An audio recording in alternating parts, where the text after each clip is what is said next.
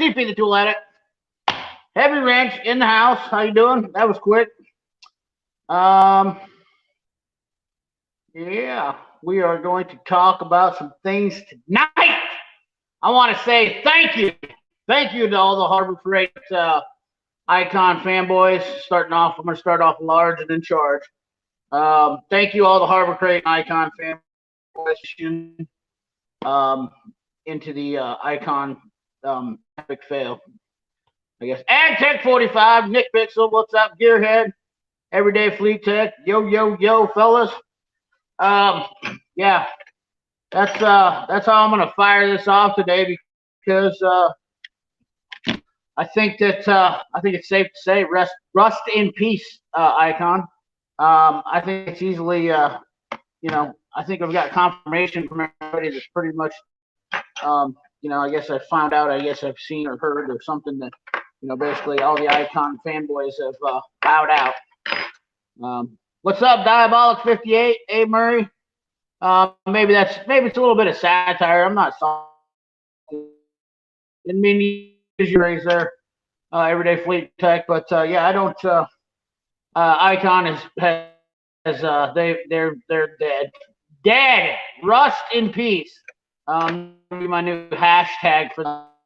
And so I guess what I want to talk about tonight is what to do now if you're lost and you're an Icon fanboy.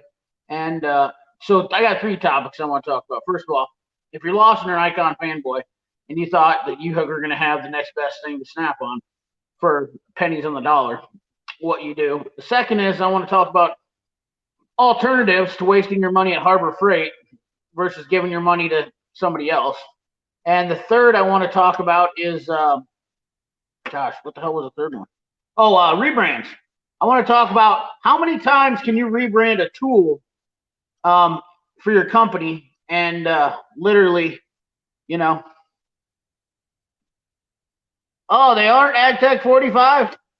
That's terrible. I'm sorry to hear that. You get free toolboxes and now you're off the train. That's terrible. I'm sorry to hear that. But anyways, we're going to talk about rebrands. Maybe I'll have one of you guys jump on later. Like I haven't had AgTech or heavy duty, Heavy Wrench. If you want to give me a couple minutes here, the Heavy Wrench, I will send you a link. If you send me an email, I'll put it in. I'll send you a link, an invite. Maybe we'll have you on if you want to be on a little bit later. Yes, Carl M., it was a ripoff.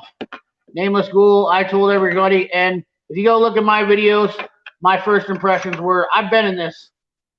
So Heavy Wrench, just send me your email address there, and I will send you a link to your email to the StreamYard deal.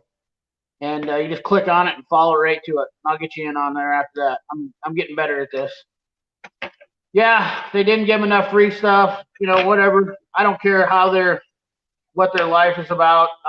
They're not as experienced. None of them have the experience and knowledge that I do because, like I've said before, I've been on both sides of the coin.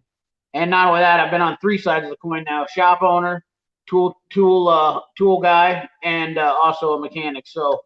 I've been around the world. I'm what they say an experienced tooler, in the tool game. So that's how it is. That's all there is. I know the deep down dark secrets of some of the biggest tool deals in there. Brad Workbench, what's up? Sorry, that might have got a little loud. I get excited when Brad gets on because he always likes that ring that bell. He gets me all fired up. Jake the Ag Mechanic, what's up, brother? And I don't want to offend, a bunch of people in saying that Harbor Freight is not the way to go because if you like it and it works for you, that's all that fucking matters. That's the bottom line, because Stone Cold said so. But, the thing about it is first of all, going back to my original one, Harbor Freight is no different than several other tool companies that I've seen throughout the years when I was a tool vendor. That they came in, said they had the cat's ass by the world, and they were great. And like I said before, I made a comment about that's no different than that new tech that came into your shop, and he says, "Oh man, I can do anything you can do. Give me a wrench, a screwdriver. Hell, I can rebuild a spaceship. And you went, oh yeah, right. And then you got over there and started working on stuff, and you just kind of eyeball him, and you let him die on his own at first because he was cocky. But that's exactly what Harbor Freight did. They had a chance to go, Cali Auto Tech, what's up, man? Little blurry. No shit. Let me look here on the. Not good. Let me take a peek. Let me take a peek on the computer. Let me take a peek. No shit. Oh shit. We're getting a bad connection. Let me take a peek. Let me take a peek on the computer. Let me take a peek. Oh shit. We're getting a bad connection. Uh-oh, double feed. Bad technical. Well, I don't know what the hell's going on because I got good, let me try to shut this,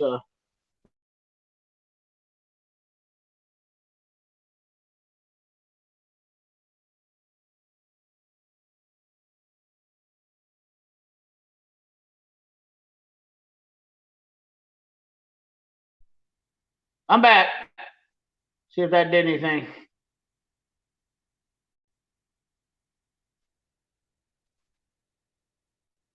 Damn it. No better. What twat is going on here? I just can't get good internet anywhere. Huh. All right, just bear with me. We'll see if it comes out of it. Maybe it's got a little jazz going on with it. Let me see here if we can get. Wonder if I got to start my internet back up.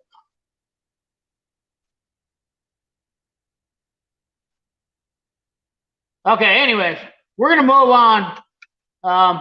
Despite any of you guys want to stick around. Hopefully this clears up. It looks like it might get better. I don't know. Maybe if I shake it. Get out of there! Maybe if I shake it, that'll make it work better.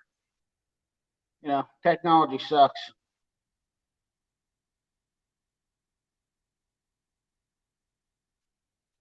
Let's try. Man, that sucks. Alrighty. Anyways, back to what I was saying.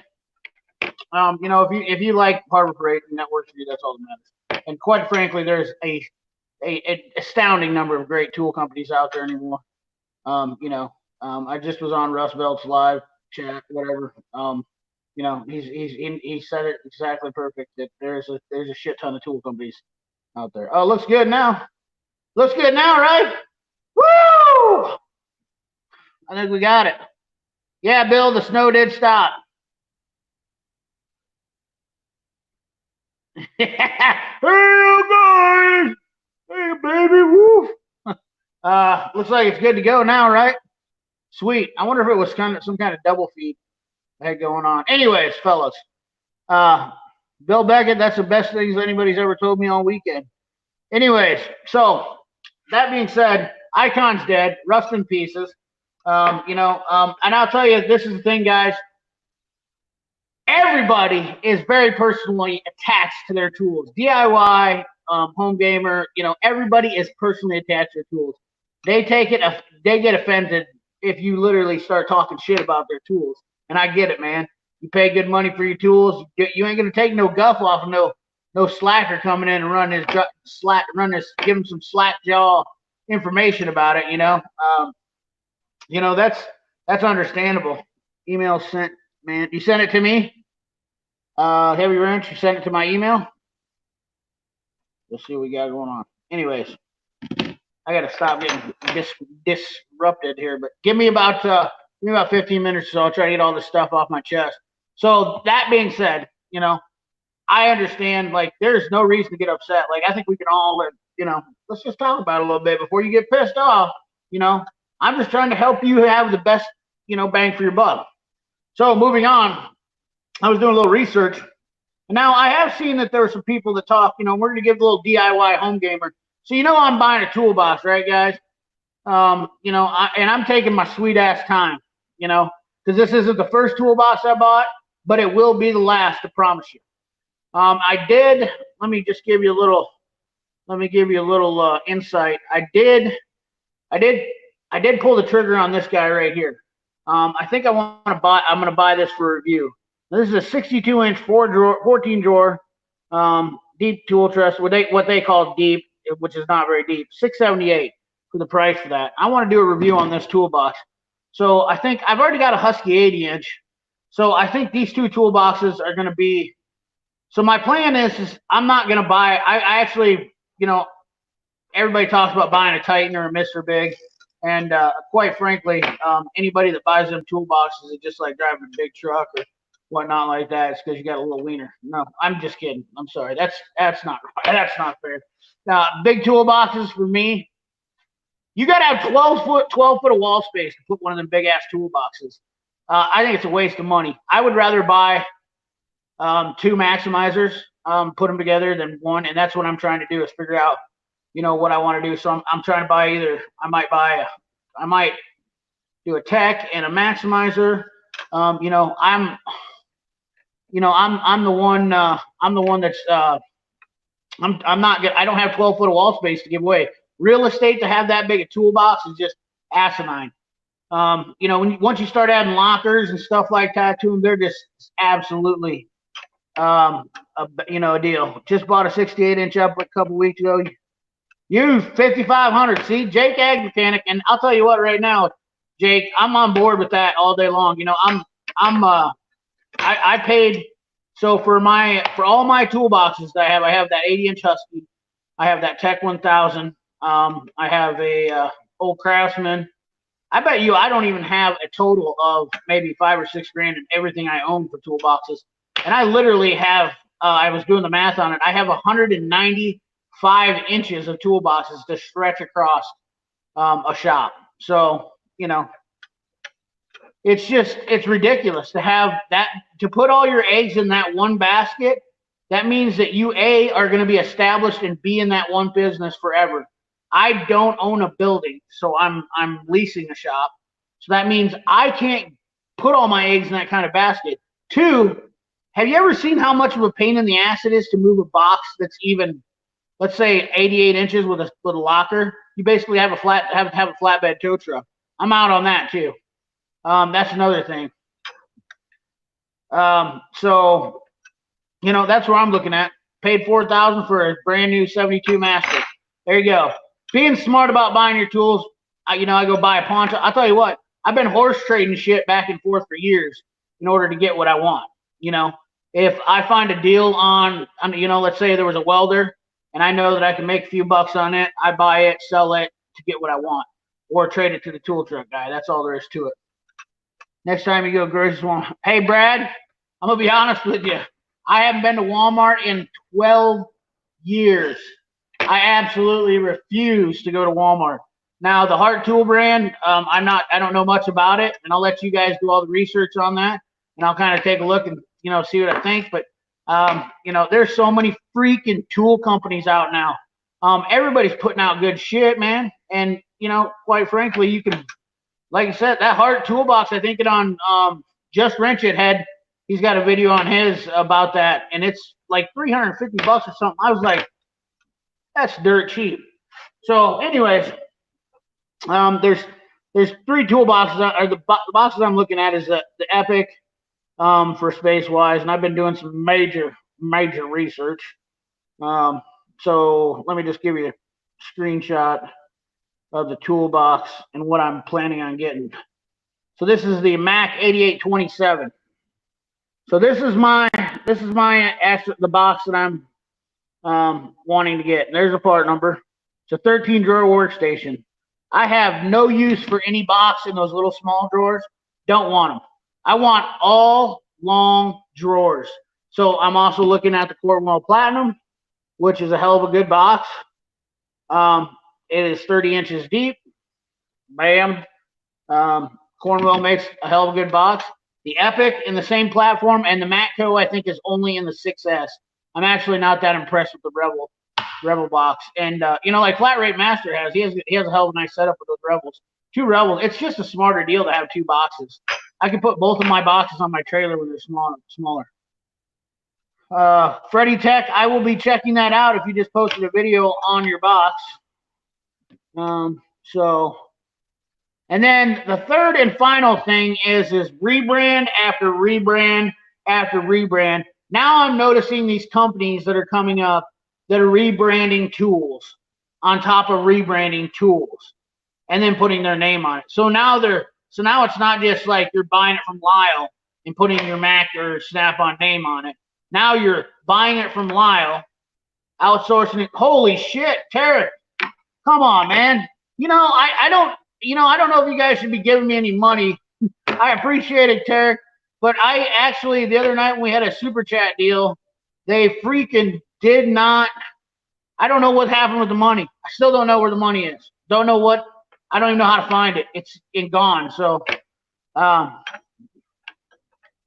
yeah. Jake, I want you to do a toolbox tour. Jake, do you have the Matco with the long drawers? Just curious out of St. Brad made by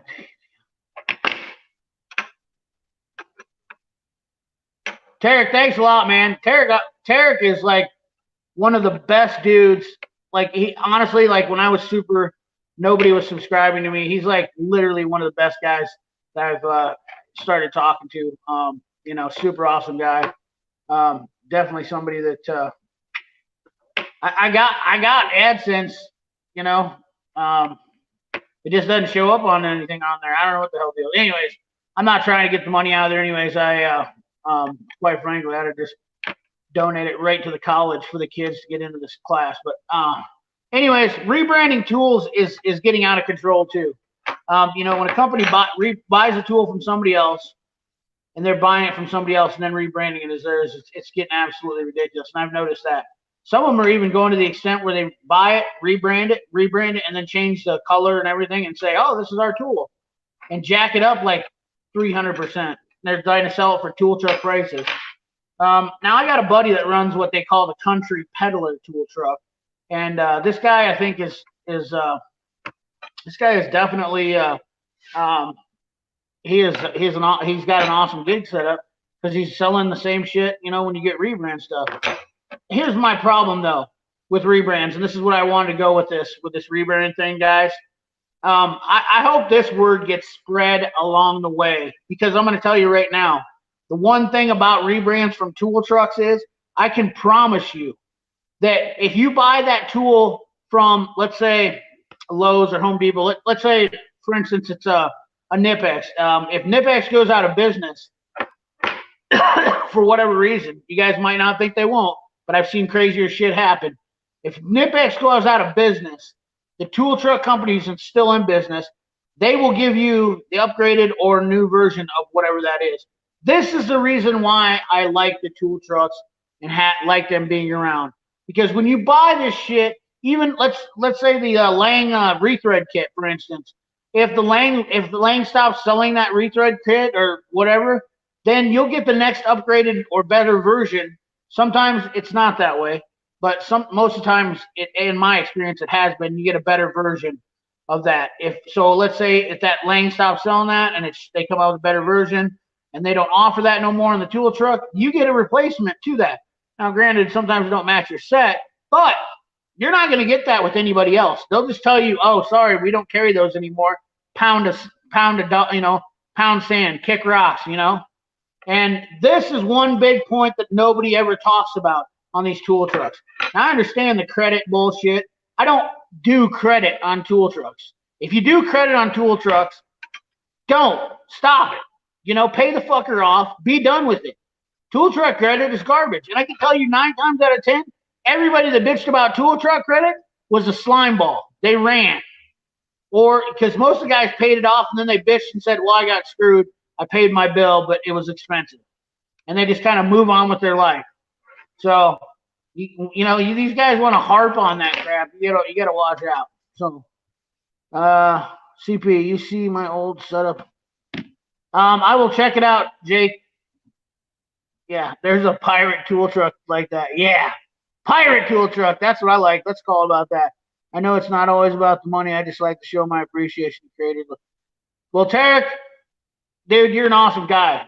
There's nobody, you're like one of the guys that I always think about whenever I try to make a video, that I'm hoping that I'm helping you out. And that, that's what makes me try to give you my knowledge, the insider information, all the stuff that I've been in. We're going to get Heavy Wrench on here because we got to talk about diesel versus auto mechanic too. I think I've spent, how many minutes we've been on this freaking thing now? Got to get some people on here. Where's the time on here? Holy shit, I already blew through 20 minutes of wind. I ought to be able to take this place up in the air now. I got so much hot air in here. Let's see here. Let's get an invite going here. Let's get an invite. Invite.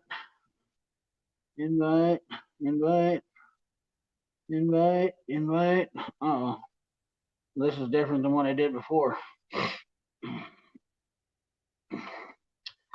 Oh, here we go. I got you.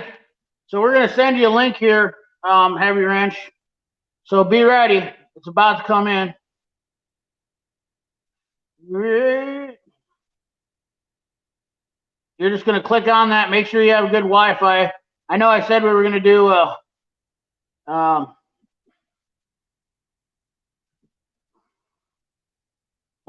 little bit of a, bear with me for a second, guys. I'm going to send this one out to them. Send this one out to them.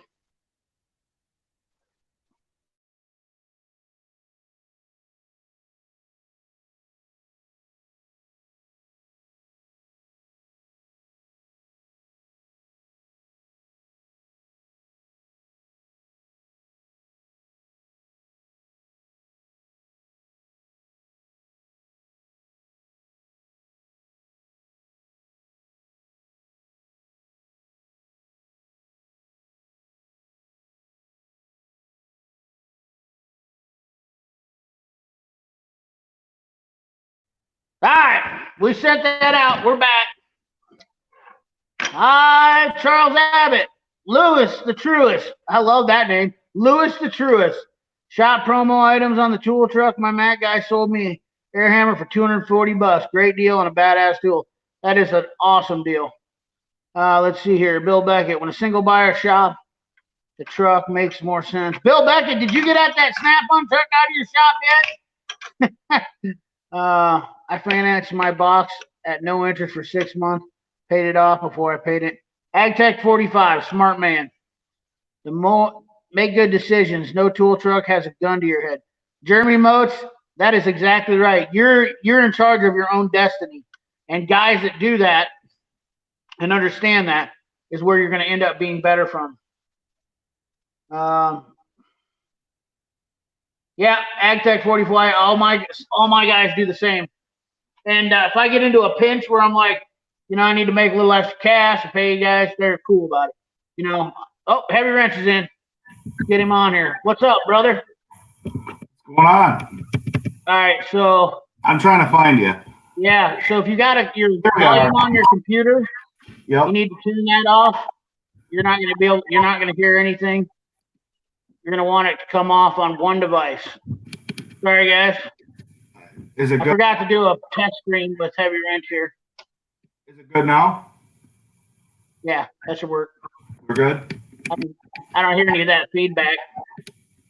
So, all right, man. Well, I'm glad we got you on finally, man. What's First going on? live stream, right? What's that? First live stream, right? First live stream ever.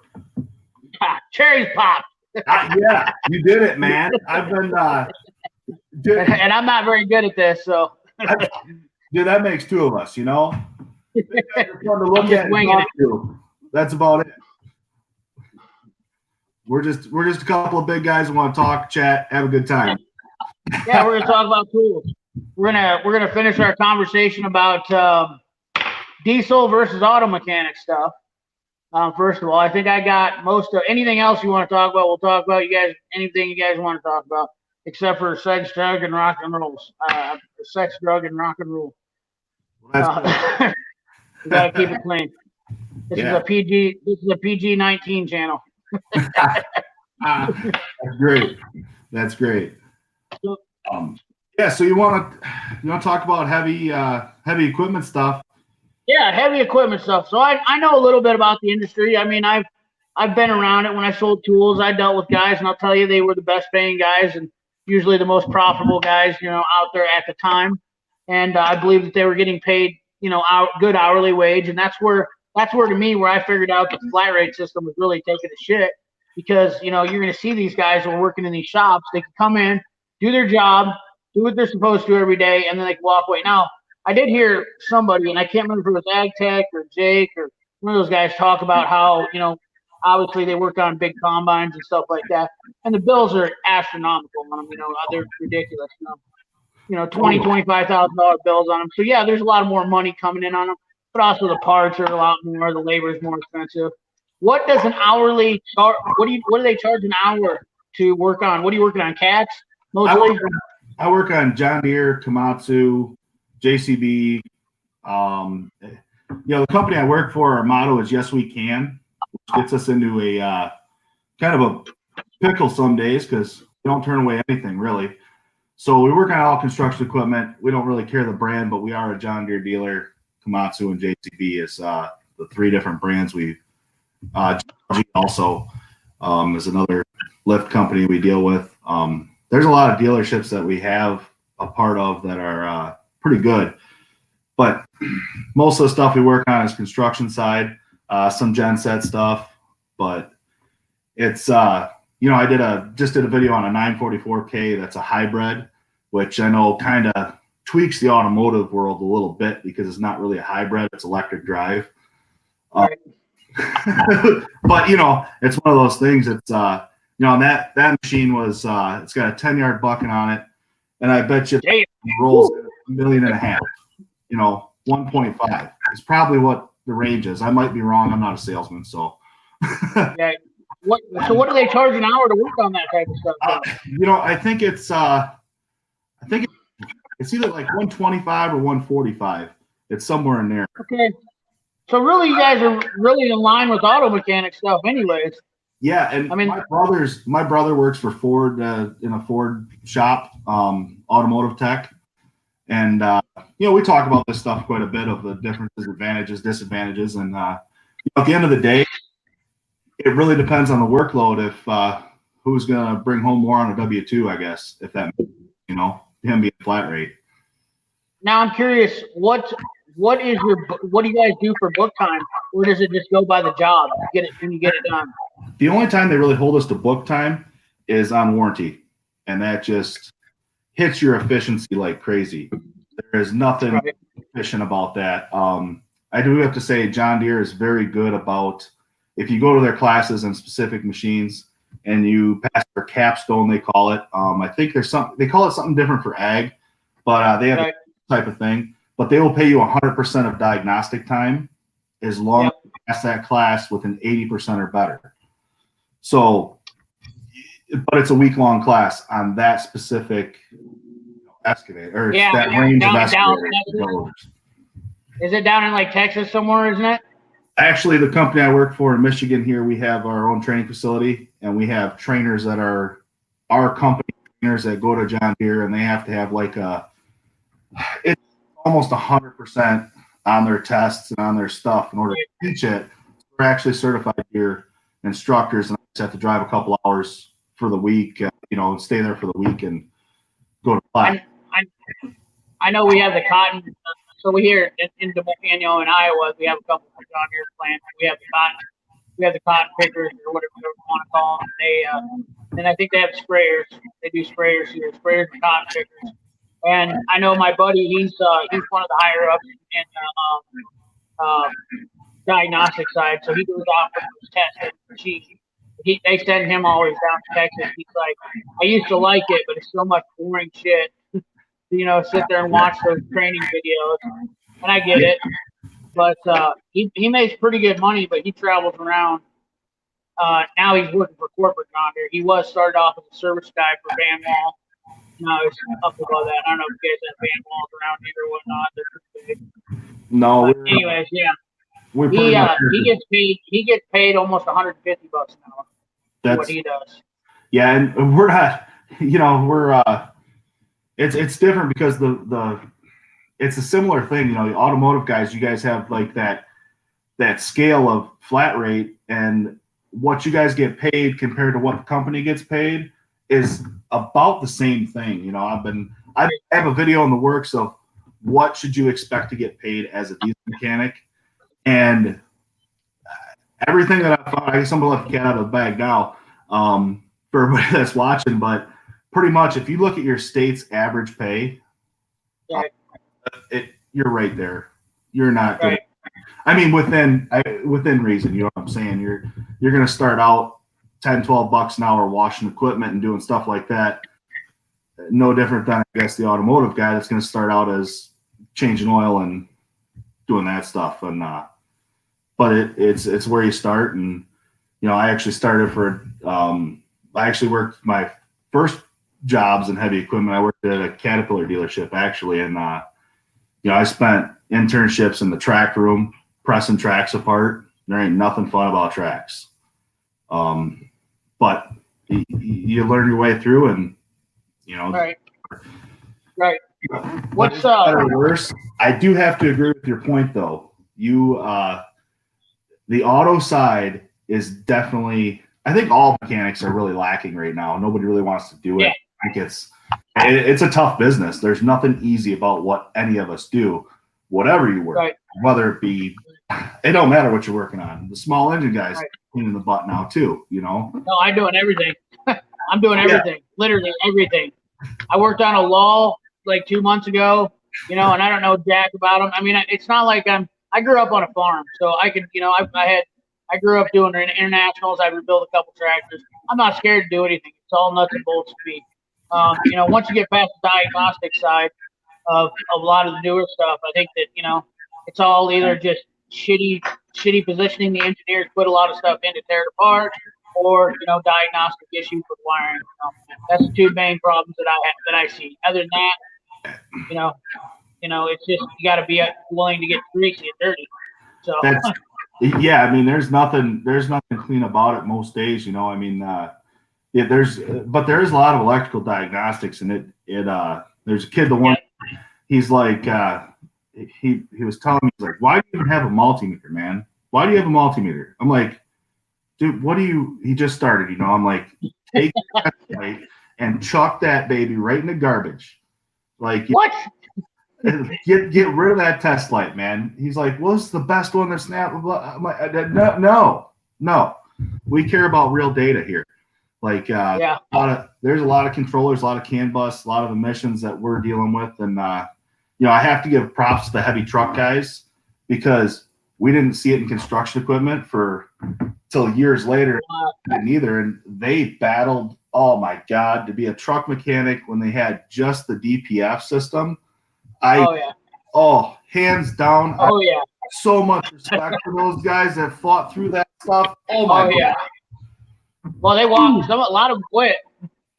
You know, a lot of them quit right away. They said, "Screw this." You know, some of them retired early. You know, some of them took positions as parts guys.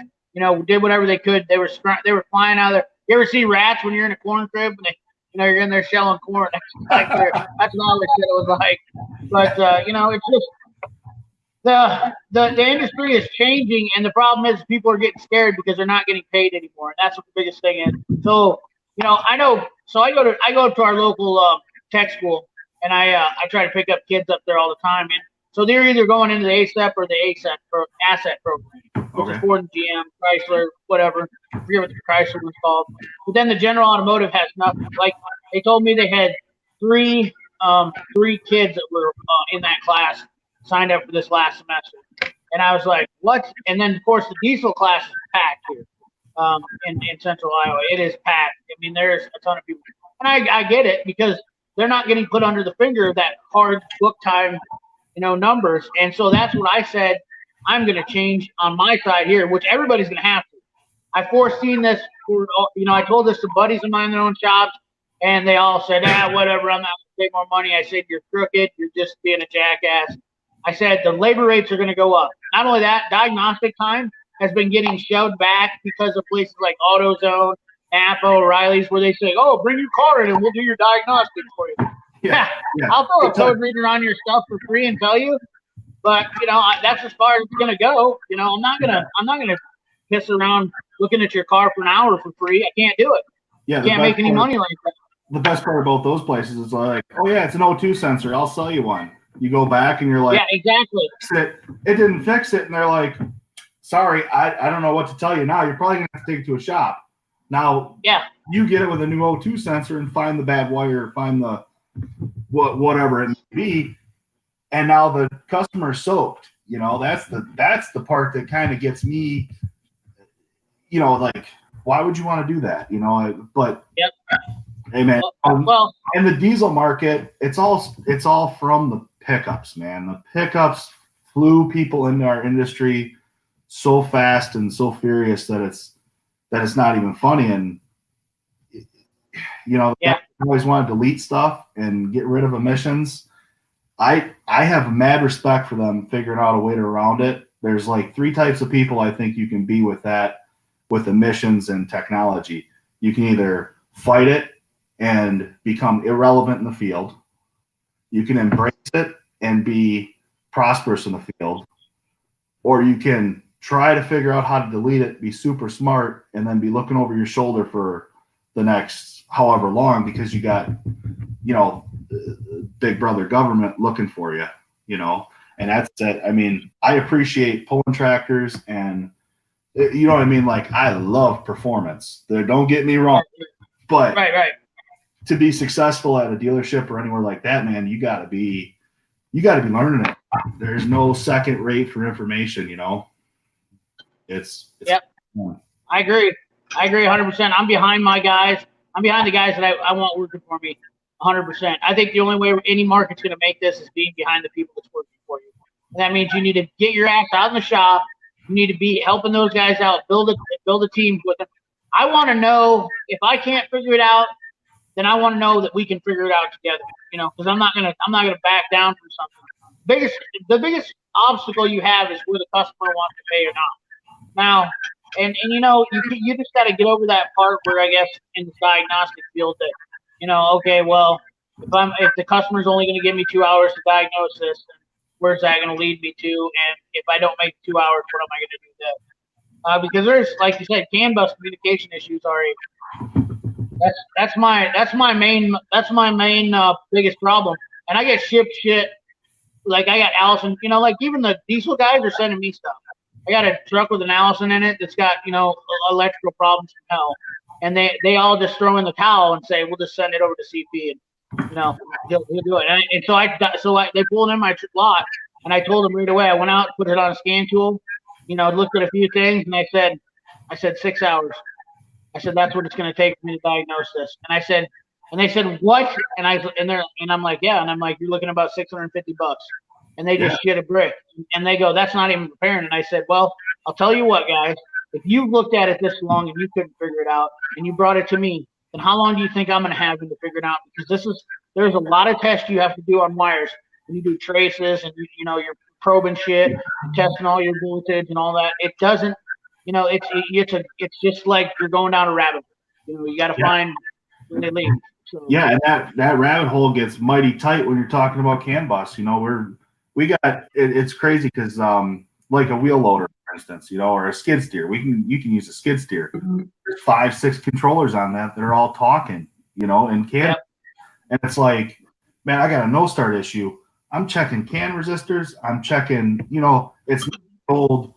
Crack the line and see if you're getting fuel or not, you know, or make sure that you're getting a click on the side of your injection pump anymore. You know, it's crazy, you know, so it really does boil down to that time that it's going to take you to figure out a simple problem. And then customers do shit a brick when you're telling them, hey man, I got a day into this, just trying to get run. And there's not much you can do about it other than keep fighting the fight, you know. And a guy you know, I don't think you're a boss. I think you're a leader more than anything. From what I've seen and heard you talk, you're a true leader to own a business and not a boss, you know. So if any, you know, like if there's a difference between you and the rest of them, that puts you definitely a cut above in my mind. And I totally think it's awesome, man. I think that's the way.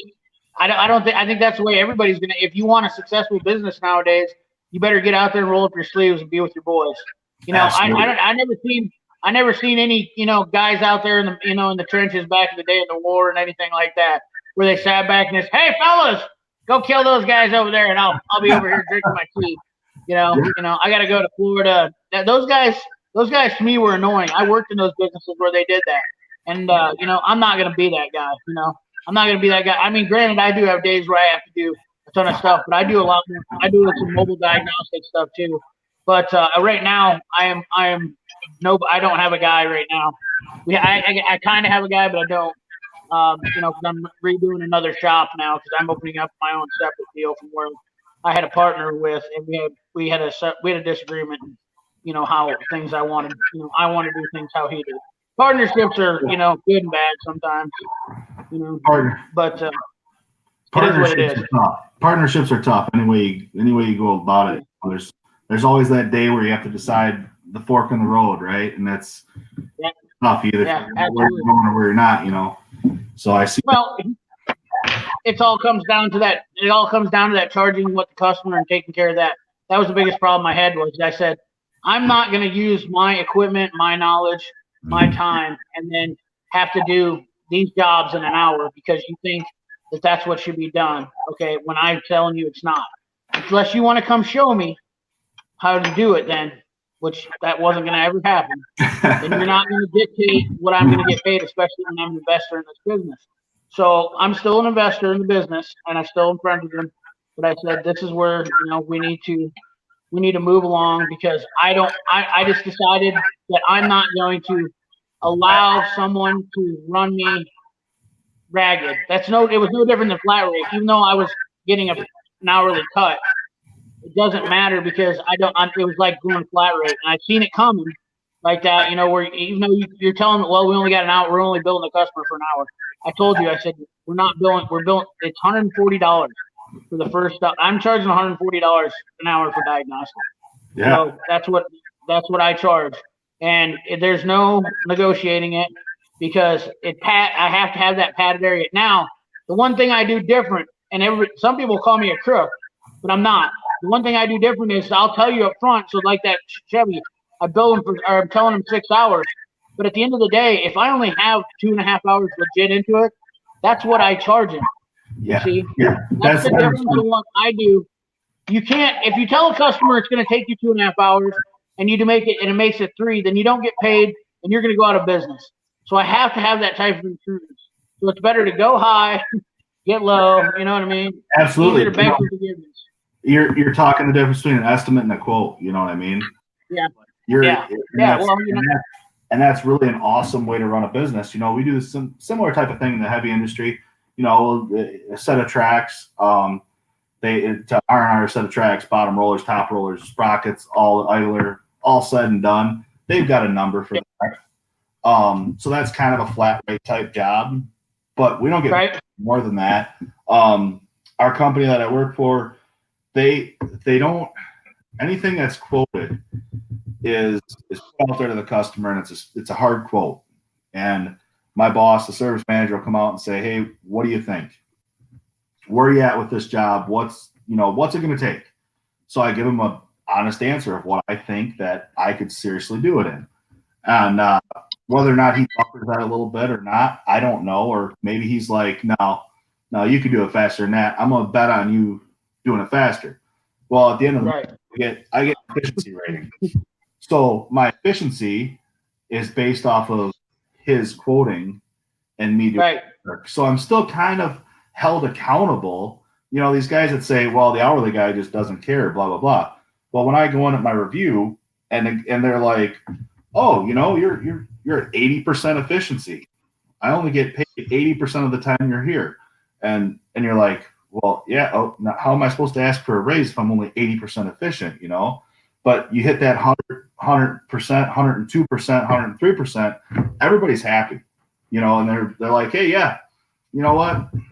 You need a little bit. I can't say no because you're giving it to me. So we spread the wealth, So it works out really good. But so there is still a time that I'm held to, but it's kind of each situation's looked at and it works out, There's nobody over 100 102, 103%. I don't think, as far as their quoting is done. You know, I mean, there's that. They keep it right. I don't believe in service writers. That's my biggest thing. Yeah. I make my technician get involved. I'd rather have. I actually ran a shop back in high school, and that's what we had to do. We were in charge of doing the whole thing. You sell the job, or, figure out the job. And I actually got to the point where that probably made me who I was today. Back then, it was a huge hybrid system, I would say, if anything else. The disadvantage of having a service writer, in my opinion, is that, it does take away from your time from the job, but also gives you time to get personal with the customer, and they can actually get to know you, and you're giving it straight to the horse's mouth, and you're not paying another guy who's really a middleman. Yeah, and my service manager that I was just talking about, he was in I think he's been with the company 25 years, but I think it's 4 years ago he got out of a service truck, or maybe it's 3 years ago. Either way, he got out of a field service truck and went to service manager. So, I mean, as far as that goes, he definitely has a to the minute, what we're doing in the shop too. It's not a random service. Right. That's just good. Trying to sell the parts and sell the labor. He's trying to get us paid for our labor. That's true. So it's a good thing. And I don't know if it's that way across the board or not, but it seemed like it in the past 20 years that I've been doing it. It seemed like most of the people you work for, as far as your service manager goes, were in the field. I went to Ferris State and got an associate's degree in heavy equipment. I didn't go the manager route because all of my bosses were not management. They didn't have the management degrees, if that makes sense. They were all real guys that were good and, real good, smart guys that could run a business, so that makes a difference, I think, too. I think you see that in the ag side too, those ag guys, the truck guys. I did work flat rate for a truck repair place for about a year and a half. Is all I could stomach of it, and I made good money when there was work, but it wasn't a real time. It was. I watched guys with families sitting over there twiddling their thumbs while I'm single guy in my 20s, hammering out a kingpin job, and I'm like sitting there trying to figure out how they're going to feed their family next week when I'm hammering out a kingpin job and they're sitting there twiddling their thumbs. It's like, dude, so there's a lot of times where I'd kind of give that up at a certain point and hit what I need to live on and say, no, just give it to him, and try to be that guy, because shoot, man, that's not cool. Let's see here. We're gonna put up some stuff here on the screen. Here, we got some guys. Everyday Fleet Tech jumped in. He's like the guy that's eyes and ears for me, because he keeps on top of this shit. I'm not very good. I'm focused. I get focused. You know what I mean? I know. Like, I'm just driven to do one thing. I seen the comments over there. Mechanic. But yeah, that Everyday Fleet Tech, man, he's inspirational when he speaks. Everybody calls him salty. I don't know why. He just speaks the truth and doesn't care. Well, that's because people that don't like to hear the truth, that's why they call him salty. Yeah, you know what I mean? If you want a real answer, ask him, man. He is going to be as real as it comes. So this is a good one. Juan wants to know, heavy wrench, where'd you get your half-inch swivel socket from? Just watch your toolbox. My US, my standard SAEs are all Snap-on, and my Matcos.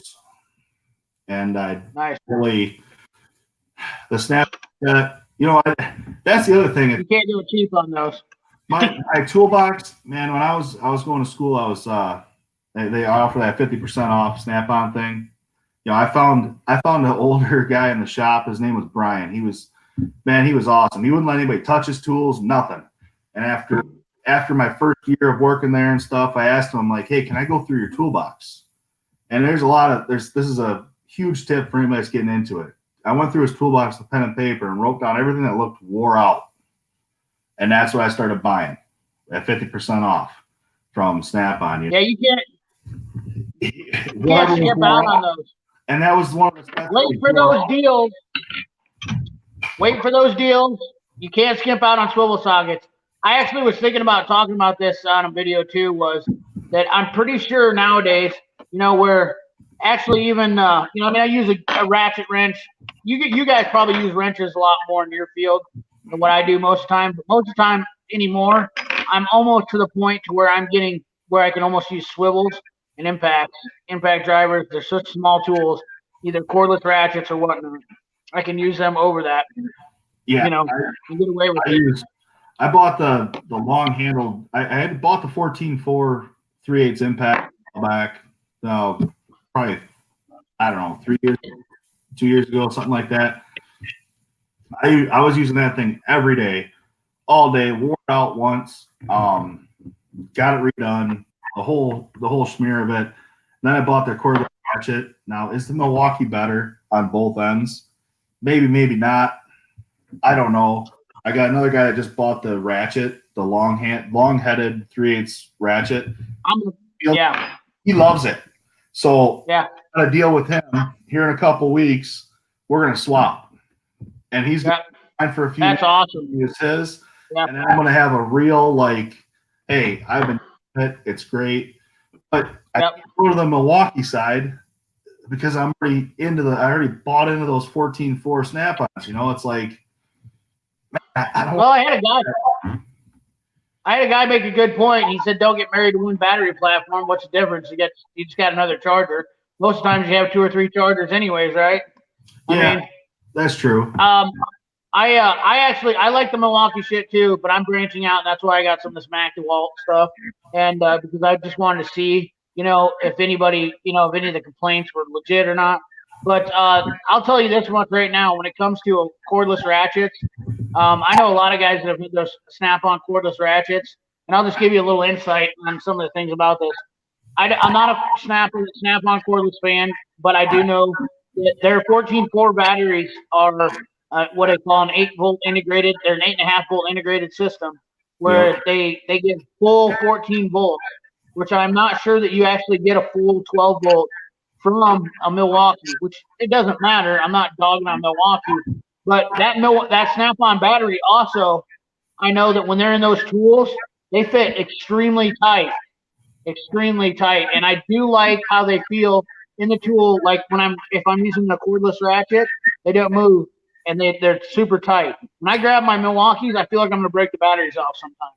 Really? Because I have to reposition my hand, like I said. But it's not a deal breaker. It's just they're great. They do what they're supposed to do. It's just. Now, if you want to split hairs about shit, that's what I'm going to do. Yeah, and that's the thing, It's but I mean, I've been using it. I was working on a dozer the other day, and the belly pan bolts are like M18, whatever. Threw my tap socket on that 3/8 ratchet, and I'm cleaning holes, like cleaning a hole. Mm-hmm. And just getting the dirt out of it, it's phenomenal for that. It saves me so much time.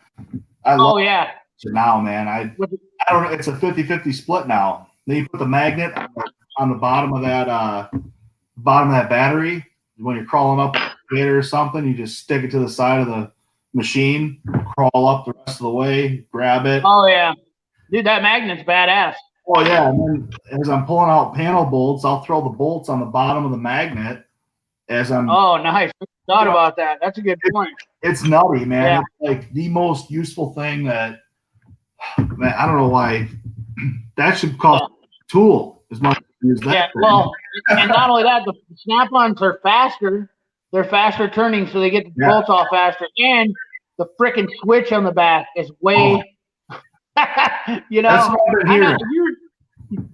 fingers got to be like mine. I mean, they're wore out from, spinning bolts, and they're real, it just sucks, when you have to deal with them. But trying to get on that son of a bitch when you're greasy and dirty and try to get on that freaking deal, it pisses you off. I mean, I literally get so mad because I'm trying to go fast, because I just rip shit apart, and put it back together. It's just like, and I get mad when I have to switch that thing every time. Let's answer this question for you. All right. Have you ever had any traveling positions? I was a field mechanic for field service mechanic for 6 years with the company I'm at now. And I went to a private contractor for 5 years and drove a service truck for them. So as far as traveling, when I was with a private contractor, week at a time, I'd end up in Nashville, somewhere down in Kentucky for a week. Take all my parts down there with my service truck, work on stuff for a week, and then come back. Got paid my hourly wage to drive down, drive back, all that good jazz. Right now with life, I got a 12-year-old and a 4-year-old and a wife, and I'll tell you the truth that it really works out nicer being in the shop now. Because you never know. I mean, I do live just north of Detroit, about 5 miles north of Detroit, which is a long ways. Like you said, I grew up on a family farm too, nothing big. I got 35 head of cattle and does some cash stuff and whatever. But 35 miles is a lot longer than you think. Everybody thinks of every day. Yeah, I kind of embrace it a little bit. I guess I'm wearing my Detroit Life hat right now or whatever. It's but in them 6 years down there, in downtown Detroit. Wow. It's nothing big. How is life up there in Detroit? Because I know back in the day, what was it, set in 2008? So you're talking almost a decade now. I know that, obviously Detroit took a very huge hit in the economy wise. I mean, it destroyed half the city, right? Yeah. I mean, half the industry. What's it like nowadays there? Downtown is very nice. Downtown is very nice. Once you get outside of downtown, it gets a little rougher. It's a lot rougher. I mean, it still holds its Detroit values as far as the same way as it's been. It's not. You're not going to want to go down there late at night to work on. But 6 o'clock in the morning, rolling through. There's a road called John Kronk, and that's where they find the most dead bodies or whatever. And there was this. There was actually a portable screening plant on that road. I went down there every day for a week, placed the battery and battery cables on the light tower and all the machines that were down there because they were out of that, cutting the cables. So then I decided I was just going to crimp the cables, crimp the end with my pliers, and leave the bolt out of the battery clamp, right? The battery cable clamp. Then I'd go down there and just replace the battery. So that, I mean, it was great. I didn't have to fish around and get new cable in because by the third time, the cables are too short. You're replacing the whole thing. Right. Just leaving them loose so they could try and tell the guys, take your battery with you. And they're like, no, the battery's cheap. They're going to take something worse next, So, but it is, and that's a 30-mile trip down there. So customer. Man, that's crazy. But it is what it is, But outside of Detroit, you have that spot downtown, which is phenomenal by Ford Field, where the Lions seem to suck every weekend. Here's, they're not any better. Red Wings at Little Caesars Arena. Yeah, they're not really doing much either. It's pretty. So you're saying that Detroit's are they looking like they're is Detroit coming back? Here's the thing about it to me is that I want to see, one of the greatest American cities. I want to see them come back in an industry. The car industry ruined themselves. What they've done to the car. I don't have any. This isn't America's fault. This isn't anybody. This is greed. Is what took them to this place. They have literally screwed themselves out of a business now. They've screwed the industry. What GM just did with the strike deal was absolutely ridiculous. The only reason they gave in is because they knew that Ford and Chrysler were going to fall and would put GM out of business. They would have literally put them. They would have went out of business. GM has had trouble since 2000 whatever. I mean, their cars are shit, in my opinion. I mean, every time I work on them, they're easy to work on. And I'm sorry, there might be Chevy guys out there. and I drive a GM.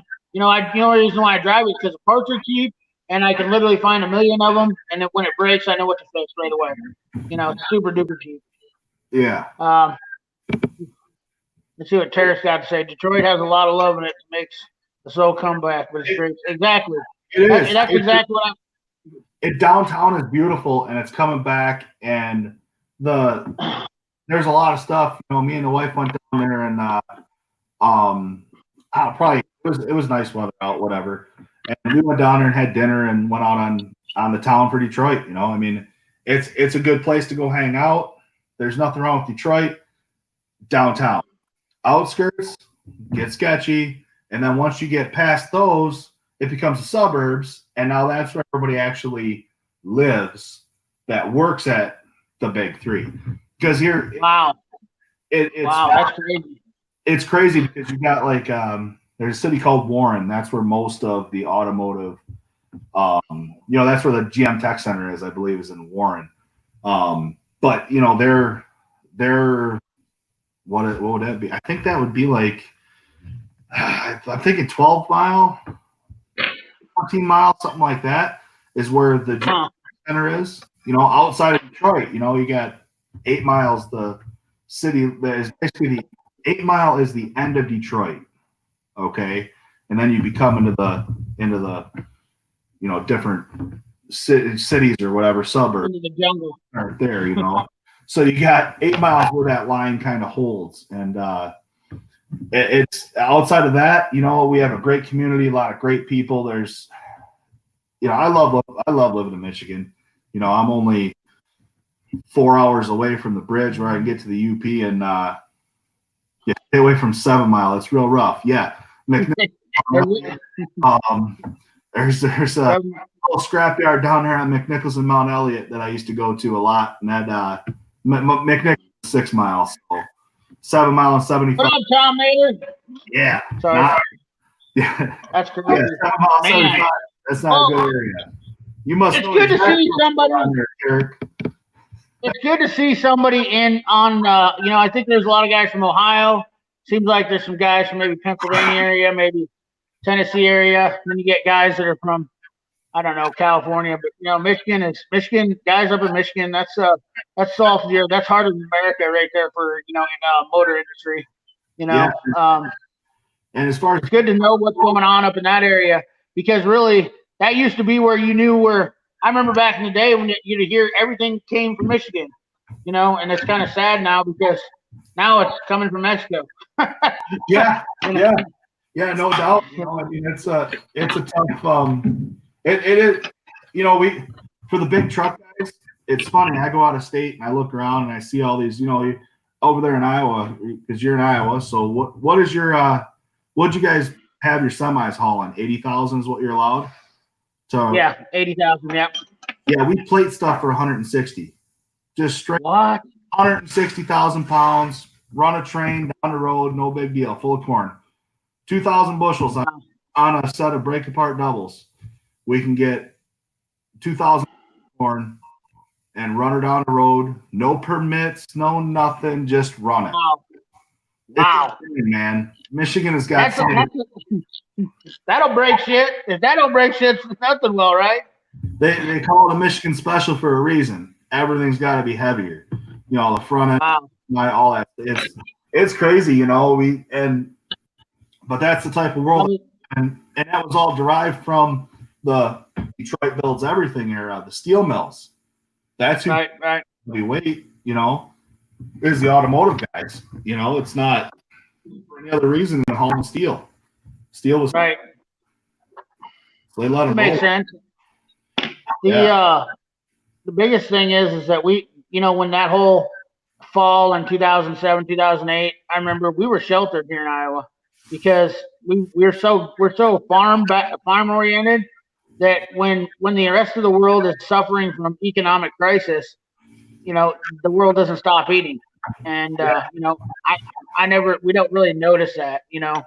Look at this, we got guys from let's see. Jake, mechanic, holy road. Your roads must be real shit. Yeah, Jake. Yep. You ever want to experience something? Drive from Ohio Indiana, Illinois, into Michigan. You cross that, welcome to Michigan. Put your mouth guard in because you're going to rattle your out. It's just, I did notice I was up there a couple years back to go up by Redbud. I had to go shoot a match up there, and I remember I was thinking to myself, of course, once you get up by Chicago and in that area and go up into there, I swear to God, I was like, I thought, oh, the traffic's going to lighten up sometime in here. No, it never does. But they had a lot of road construction there by the lakes, and it wasn't bad in some areas, but it was pretty terrible in the others. Yeah, and that's crazy. New Brunswick, we got guys from New Brunswick, and we got North Carolina, Kyle Carbuich, Tom Maters in New York. Oh my God, upper state. You up there by old Eric O? Is that where it is? Upper New York, armpit of the state. See there about Oregon. Traffic come to Atlanta. Yeah, I bet. I'm all set with. I would never come to Atlanta for the traffic. I promise you that. I'm not the type of guy that can deal with that. Nice. That's good, Tom Maters. Yeah, actually, I just spent a little bit of time in Columbus, Indiana, last week before that. Oh, really? Yeah, I was down at Cummins to get training for a week at Cummins down there at whatever. So how was that? It was cool. I mean, it was on. We're gonna start seeing them in some of the smaller construction equipment, the 2.8 and 3.8 liter Cummins. The big dogs, right? Now it was a good class. I mean, went down there to their factory. Seen their 96 liters sitting there in the train engine. That was pretty massive. I think that one's 7 liters a cylinder or something like that. It's crazy. Wow. They call it the Hedgehog. They kind of went after Caterpillar on that one. They call it the Hedgehog. It's a V16 96 liter, and Hedgehogs eat caterpillars, so that's what they named it down there. Hunter Skinner, he has I guarantee you, I will put his traffic up with Tool Guy Ty and Hunter Skinner. I will put them up for the world's worst traffic in the United States, and I bet they'll win because those places. I know that my buddy works for FedEx, and he says that anything that comes from the south literally takes an extra hour because when you get into Dallas, no matter what time of day it is, it takes an extra hour, even if it's only 30 miles, just to drive that 30. Well, Chicagoland areas too, I guess. Chicagoland area, Gary up there, and whatnot. Yeah, it's crazy. It's crazy. The traffic is nuts. I mean, I don't know how people deal with it in those places. I mean, no, it's stupid. I can't handle it. Not cool. They're already bad enough here in Des Moines. We ain't got shit. We got 2 interstates that run through here. Yeah. Where's Kinsey? Are you by the Kinsey plant? My where? Are you by the Kinsey plant then? Where's the? Oh yeah, over there. No, I'm not quite that. I'm a ways away from there. You guys work on Kins equipment? No, well, we have Kinsey. Kinsey's represented in Michigan. You wouldn't believe it. The planners that really in Michigan. Oh yeah, yeah, it's insane. The one time I went to Princeton, Missouri, in a service truck. Yeah. And oh boy, why would you go to Princeton? There ain't nothing there. There was a pig farm. It was a pig farm. I was going down to work on a JCB fast track tractor. Down there for a company that bought them from us. It was still under warranty, and I had to go down there and check it out and fix it. So I drove to Princeton, Missouri, which there ain't nothing. There ain't nothing. But I got to drive by. The first night I hit the Mississippi River, spent the night there, and then the next seen the I-80 truck stop, and then the Kinsey plant was right there, and that was that guy's made it. So when I was a kid, I remember when that guy was nothing but one building there. So I go to Iowa City back and forth because it's close to Iowa City and is Des Moines. But I'm about probably 70 miles from that plant.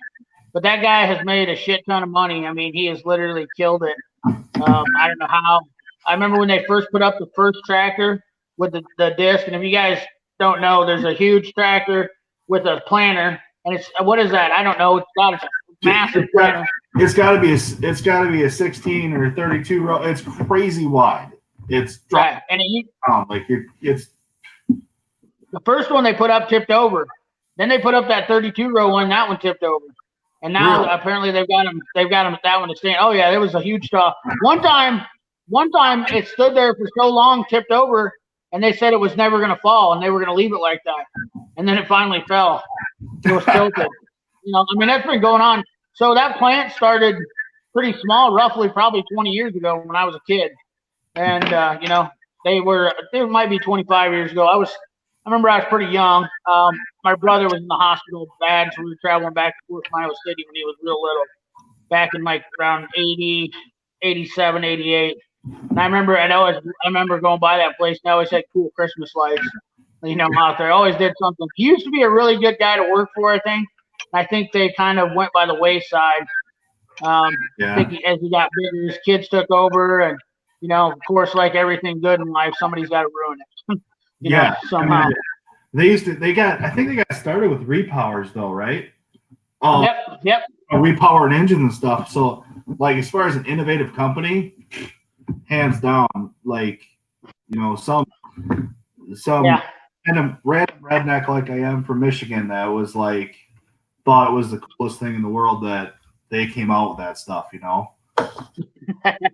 Well, we are in Iowa. That's all we do is farm, and you've been through Iowa. There's a lot of corn here.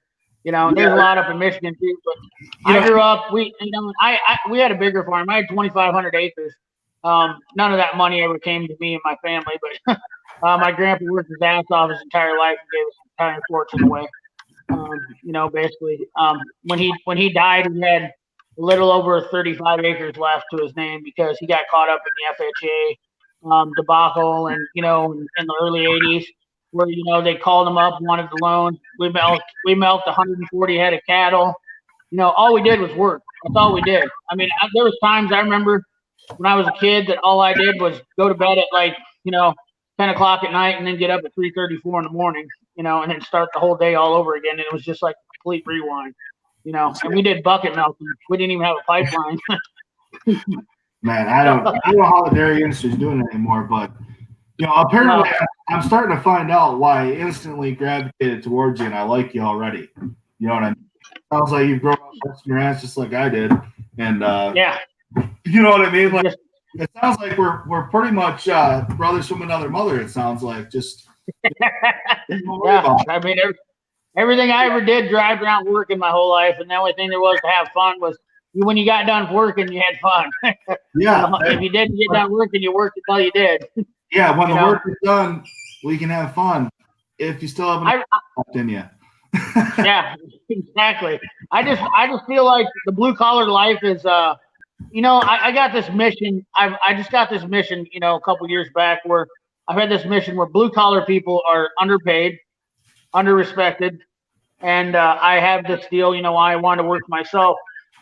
Me and my brother own a business, and we want to pay people fairly and make them, have substantially more investment in life, because the people that are controlling the world are these guys that they've got too much money, and they're not, they're using it for the wrong reasons.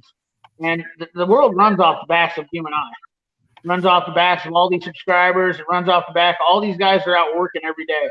We control the world, not those guys that sit at the desk with all the money. And I'm not being negative toward them. It's not like I hate them. I understand they built their fortunes, but they've gotten to the point where they don't do nothing anymore. They just sit back and take political stances and, use their money to make more money. And that's cool. But I've always liked the guys, and I'm friends with a lot of guys that are rich that still get out there and they grind it out with their guys. Whether it means I got a buddy who owns a lawn care company. He makes probably close to almost $1 million a year, but he's out every day throwing stones with them, working with them. He's involved with the whole operation day to day, no matter what. Yeah. And that's the kind of business. That's what I want to see happen with most of the majority of businesses now in this world. Is make these guys get off their ass, get back out there, and put in the time and effort that they need to. Stop acting like they can throw their money at the problem and fix it. That's volumes, man. That guy that I worked for in the private contract, he said he wanted to get into farming. and helped him out, doing everything, whatever. He never farmed before at all, and he decided he wanted to run tile, and he bought a tile plow, hooked it up. We got her all going. We're running our own tile, and it comes out of the day we start running tile, and he's like, "Nah, you run the tractor, man. I'll hop in the trench and connect the pipes." You know what I mean? Like, really? Right. The type of guy, like, and so I had, had mad respect for him, and he's a great guy, and just the hours is why I had to leave and come back. I couldn't keep putting in the amount of hours to keep, Yeah. some of his stuff running. Then he wanted to start, farming, and now he's doing good farming, I guess. I mean, I guess Right. everybody else is, right? There's nobody doing good in farming anymore, but No, well, not unless you own 1 million acres, I mean, I know guys around here that they own 3 combines, and I'm like, whew, I'm like, what kind of risk do you got to take to have 3 combines? I mean, they're $500,000 a shot, and they set for the majority of the year anyways. You run them one time a year, all that maintenance and shit. But that custom combining, I guess, is the one. I know one guy, he's farming 10,000 acres, and then he does all the combining too. But those guys got it. It ain't farming like back when I was in it. I mean, I used a 3-row Massey Ferguson with a Chevy 327 in it. I picked corn, and I never left that thing. Sometimes I would take a nap while I had a long row that would straighten, and I would just kind of doze off for a second. And that's how I slept. But I never got out of that thing for a whole week. You know what I mean? Yeah. When I was a kid, I knew that when you said you ever been at the bottom of a corn crib and seen. Yeah. I knew exactly. You never made a statement more real than that. You know what I mean? Like, that was like, oh, I know what you're talking about, man. That's yeah. Yeah, we shelled our corn when I was a kid. We picked it with an H Farmall, and then we shelled it out of a crib. We never the Massey, when we got that Massey, that was a big deal. We had a combine, but otherwise we were picking corn when I was a kid still. With old antique farm equipment back then. So yeah, we picked corn with 30-20 in here. We had a 30-20 and a 2-row. That's what we had. Yeah, a what? A 30-20. Oh yeah. 30-20 deer with a 2-row gasser. No, oh, wow. Yeah. Like that's what we were rolling. Yeah. No worries. Yeah, that was farming back then. I mean, you worked all the time. What pisses me off. Let's see what Hunter Skinner's got to say here. Pisses me off so much is being on a college campus is how nobody respects. Yeah, exactly. And Hunter Skinner, that's exactly what I see a lot too. Is that people are that's why I literally am, a lot of things I try to do in life is because people do look down on them. I mean, I go out with people that, if I want to go out to dinner, somebody invites me out to dinner. Some of these people I go out to dinner with, if I'm not wearing a, $100 shirt and a $100 pair of pants and pointed shoes with the square tips on them, they look at me like I'm, nothing. But I've got $500 in cash in my pocket. Some of those guys can't even pull that out of their bank account, but yet they live in houses that are almost, $500,000 around here, drive BMWs, and because their status is all image. And, nobody knows how to save money anymore. Nobody knows how to work to get money, all those things. And it is what it is. I mean, I don't, money's not as big a deal to me as it is to, helping people out and sharing that, adventure to get there. Yeah. I need money to survive. I don't need money to. Yeah. I like my tools too. Be thankful I had a 30-20 gas. The diesels are known for snapping cranks. Yeah. We weren't rich. We didn't have John Deere, so we had all Farmalls. I had a 1080 case was our biggest tractor. Yeah, we had a bunch of. We had a 706, 806. We had a 706 gasser. The 30-20. We had a Massey 1135, a 1256 for a while. Now we got some Fords. I bought a 900 that was built probably 10 miles from here at the Ford tractor plant before it turned into the Ford engine plant. And it was bought, probably 10, 15 miles to west of me is where it was built. It was bought 15 miles to the east of me is where it was bought. My grandpa's brother bought it new in 79. And then when that estate came up, I bought that tractor and I couldn't pass it up. You know what I mean? One of those. I rebuilt a Super 55 Oliver when I was a kid. I redone a Super C Farmall that I have. It's a wider front end. I still have that. I redid a Super M, put a wide front end under it. I'm an international guy all the way. There's no doubt about it. You don't have an MD? What's that? MD? Yeah. A super I don't have MD? My cousin's got a Super MD with a TA on it. Oh, nice. It's crazy. Yeah, that's a rare. I mean, yeah, it runs. It does really nothing anymore, but it runs. It's cool tractor. I'm pretty sure we had an F12 and an F20. Oh, those were the first tractors my grandpa had after they got rid of the horses. That's awesome stuff, man. I love. Yeah, that's what I dig. I like that old stuff. What was I thinking I was going to say here? Let's take a couple questions here real quick. I was going to ask you about IMTA and you ever working at our IMTs? You ever see any of those IMTs? We had a couple dealerships around here that had IMTs and Belarus. You ever seen any of those tractors? Oh my God! A neighbor of ours bought those tractors. Had an IMT and a Belarus. They were like back when Kubota was coming out. Belarus came out, and it's a Yugoslavian tractor. Of course, Yugoslavia was going down the toilet. Oh, yeah. But I remember working on some Belaruses and IMTAs when I was a kid too. You talk about a turd. You know, that was real bad.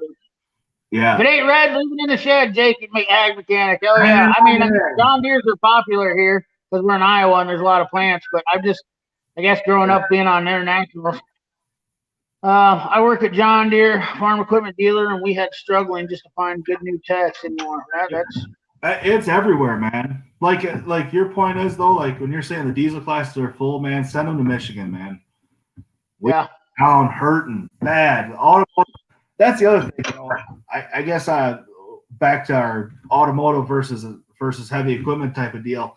Being from Michigan, we are truly automotive based as far as right. Man, oh yeah. If I go to a family function, there is 7 out of 10 people that are directly working for. Never thought about it. You know. Yeah, you might experience a lot different deal. Yeah, you might experience a lot. There's a lot more diesel mechanics here because of growing up on the farm. They've been around those tractors and they just jump into that right away. Yeah, and that's the thing, you know. So I mean, the Motor City got its name and it's held it for forever and ever. And I mean, you know, it's crazy. Yeah. Like when I go down to Nashville or go down to visit a friend out in Washington D.C.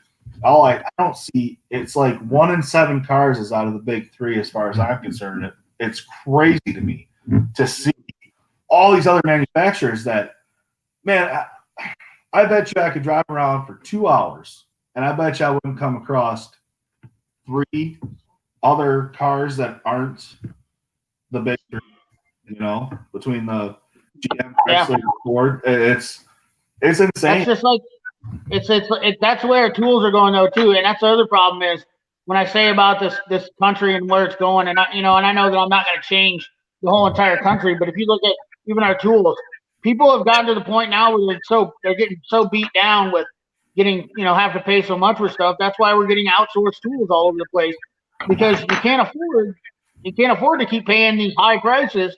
And you're not getting paid enough at the job that you're working at to cover them. I mean, if you think about it, let's say for instance, a wrench set from Snap-on, new tech comes in. Okay, that's almost his entire paycheck for 1 week just to pay for that. Okay, not including the expenses. You know, there's if I was a tool company, I understand getting workers into the tool factories aren't easy either.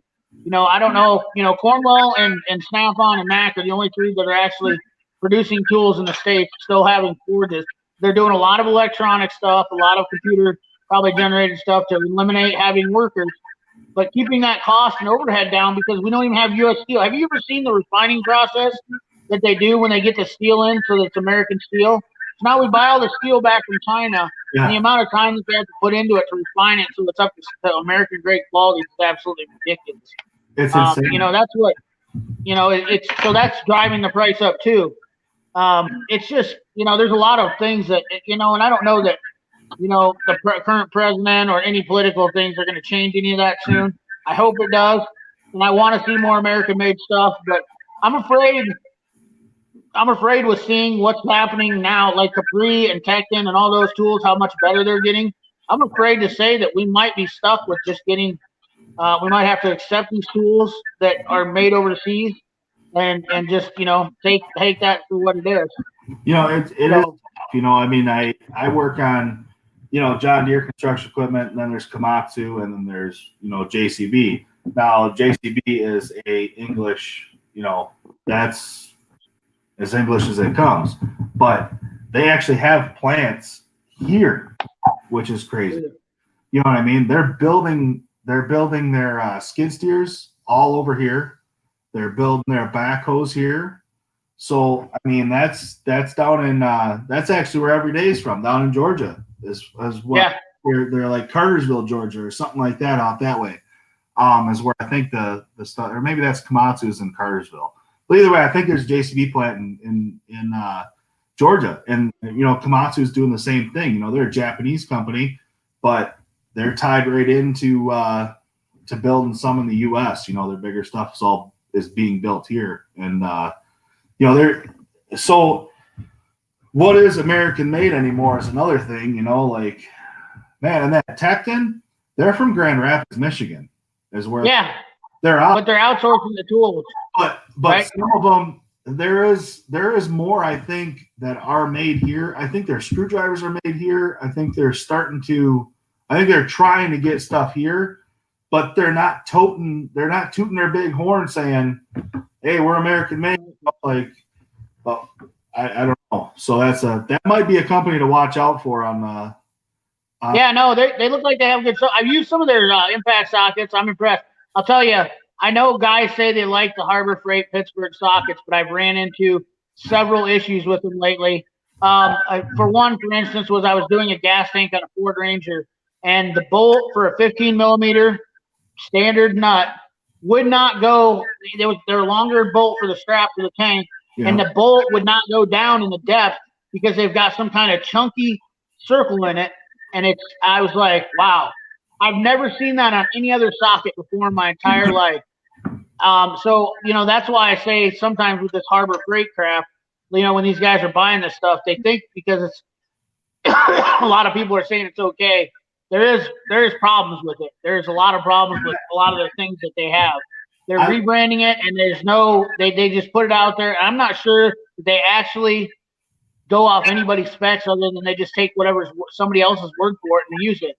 I've never seen a socket, a 15 millimeter half-inch deep socket, ever not be able to work on a long stud for a bolt. Never heard of it in my life. And that one, yeah, because and I look at the Harbor Freight stuff as there is a new tech in our shop, and I've been talking to him quite a bit about tools and about what he needs to buy and this and that. And I told him, I'm like, everything that you buy Harbor Freight is just to bridge the gap until you can afford to upgrade it, is the way I've kind of been trying to tell them, and saying, hey, it will work for you, but you're going to have to borrow some stuff. And I've got an open box policy for the most part, as far as my tools are concerned. Some of these, hey man, I don't care. There's one kid that a couple years ago, he was borrowing stuff, and there was a few things here and there coming up missing. And I'm like, dude, anything you borrow, here's a sheet of paper, you write it down, bring it back. No, we're cool. Like, I'm not saying you lost it. Somehow it got lost, so I went to that for a while. You know what I mean? So biggest hurdle that none of us have ever talked about is tools that are lost from other mechanics that borrow them. I have a 3-strike or out policy. My first 3 is my box is always open, and you're more than welcome to use it. And if you use it 3 times, you better own it after the 3rd time. And if you lose it 3 times, you're never using any of my tools again. That's my 3-strike policy. Yeah, it usually works pretty good. You know, I have to agree. But I also have 4 sets of tools. I keep a set of tools at my buddy's garage. We work on ATVs, and it's the beer drinking garage. And then I have my tools I have at my house, and I don't know why I keep buying so many extra tools. It's just dumb. But I see more stuff and I buy it, and then I'm like, well, if I don't want it, I'll keep it. I'll put it in displays or whatnot like that. I've spent way too much money on tools, but it is what it is. I feel like you shouldn't say buying tools is dumb because I have seen. And well, if nothing else, this is group therapy for me. I appreciate it. Yeah, it's I was going to tell you. The thing about it is that I got so many tools that sometimes they're not. I have stuff that's never been used before, and I do like buying tools. But my banker says, your biggest problem is you buy all these tools and they ain't worth shit. They're worth 50 cents on the dollar, so you're making poor investments. And I go, yeah, but I also made good investments by buying this. So sometimes I'll buy. Well, a lot of times what I do is I buy these tools like from pawn shops and whatnot like that. So like this weekend, I don't know if you see my Instagram where I bought all this stuff from the pawn shop. I made a killer deal and all this stuff. So I'm going to trade that Blue Point stuff to my Snap-on dealer and I'm going to make $100 off of all that. Yeah. For $100 off each item that I got from there for credit on his truck. And that's what I do that's how I got my toolboxes. Is I bought another toolbox from a guy that was wanting to get rid of his cheap, traded it in, and I had basically $500 in that toolbox. And now I'll take this toolbox and do the same thing to it. And I think that's the only way you win in this industry is by picking up shit when people want to get rid of it. Be smart. I bought my scan tool used, one of them. Get them on deals. Whatever it takes. I don't think that you always have to buy it off the tool truck. Granted, that new and inventive tool you'll probably have to buy off the tool truck. But if you're evening it out over a plane, and you do what you do, by buying and selling the shit. I buy shit on eBay. There you go. Yeah. I'll be on randomly. Like I got the 4-year-old, right? I'm putting him to bed, and he likes you to lay down next to his bed, whatever, this and that. And so I'm laying down here, and I can't watch YouTube videos, which is horrible because he watches them. But I'm laying down there and I'm scanning through eBay, and I find a random deal on a tool, and I'm like, that looks good. Click, and I'm buying random stuff. I bought an. It is hard to say no. I bought an old ratcheting torque wrench for $20 that it can be calibrated. There's not, it came in the box. It was cool looking. I don't know why I bought it. I'm addicted. Yeah. Like you started. It's hard. And eBay, I'll tell you what, guys. Any of you guys that are listening right now, when he says eBay, if you're going to Amazon, I think Amazon has nothing. eBay is where it's at. I think eBay is 10 times better than Amazon because they'll have better deals on there. And not only that, you might run across a deal where there's something new that somebody bought like off an Amazon and they're selling it right back on eBay for a cheaper price. So I actually find eBay to be way better than Amazon, and it's been around for years. So I don't know why nobody ever talks about that, but I want to be an eBay affiliate is what I want to be. The problem is the 2-day thing. Everybody wants instant results now. That's where it's going now. Instantaneous results. But I don't mind eBay. I have a set of Mac. I bought a set of Mac angle wrenches from 3/8, 15/16 or 1 inch, one or the other, whatever it came in. And because I was trying to get the same offset as Snap-on, it was a good deal. I paid $150 for the whole set. It came in a rack, blah, blah, blah, whatever. Come to find out, there's no difference in the angle from the Mac Cozer. They didn't have it wasn't the patented one yet, where they gave out the patented design of that extra. So Snap-on's the only. So I'm looking at buying some angle wrenches because I keep getting these damn diesels. So you're saying that Snap-on is the only angled wrench to get? No. Is that what you're saying? Snap-on had that. They lost their patent on it, so they gave it up. Okay. It was. Tecton wrenches has the same angle as the Snap-ons. The new Mac, which are probably branded Tectons, to be honest. Right. I don't know for sure. Most likely. But, most likely. They're buying it for rebranded. We do know that. Yeah.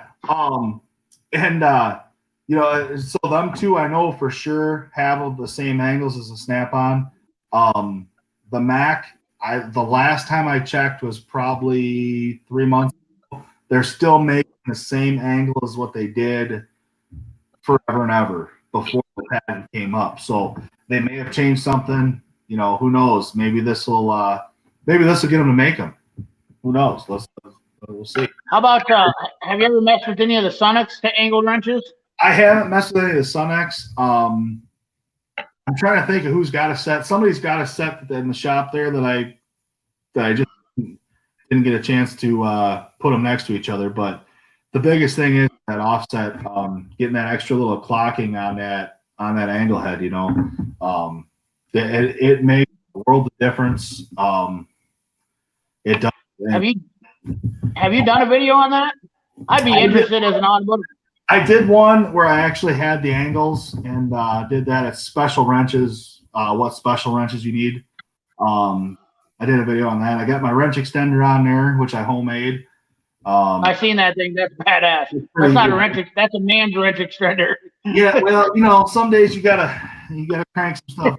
And you know, I'm 300 pounds. When I sit on that baby and give her a squirt, you know. Yeah, I hear you. That's what happens with me all the time. Guys are like, "Hey, Chad, come give this a pull real quick." All right, you know. Yeah, I may have some baggage. I may have some baggage around my belt line, but it sure ain't a purse, little boy. I'll get over there. That's what I tell them, you know. Oh man, yeah, load them box sand. Let's do this. Yeah, no kidding. Jake the Ag Mechanic, he has the Mac one. He likes them too. So all yours are mixed batch, is what yours are. Is what they're between Snap-on, Mac, and.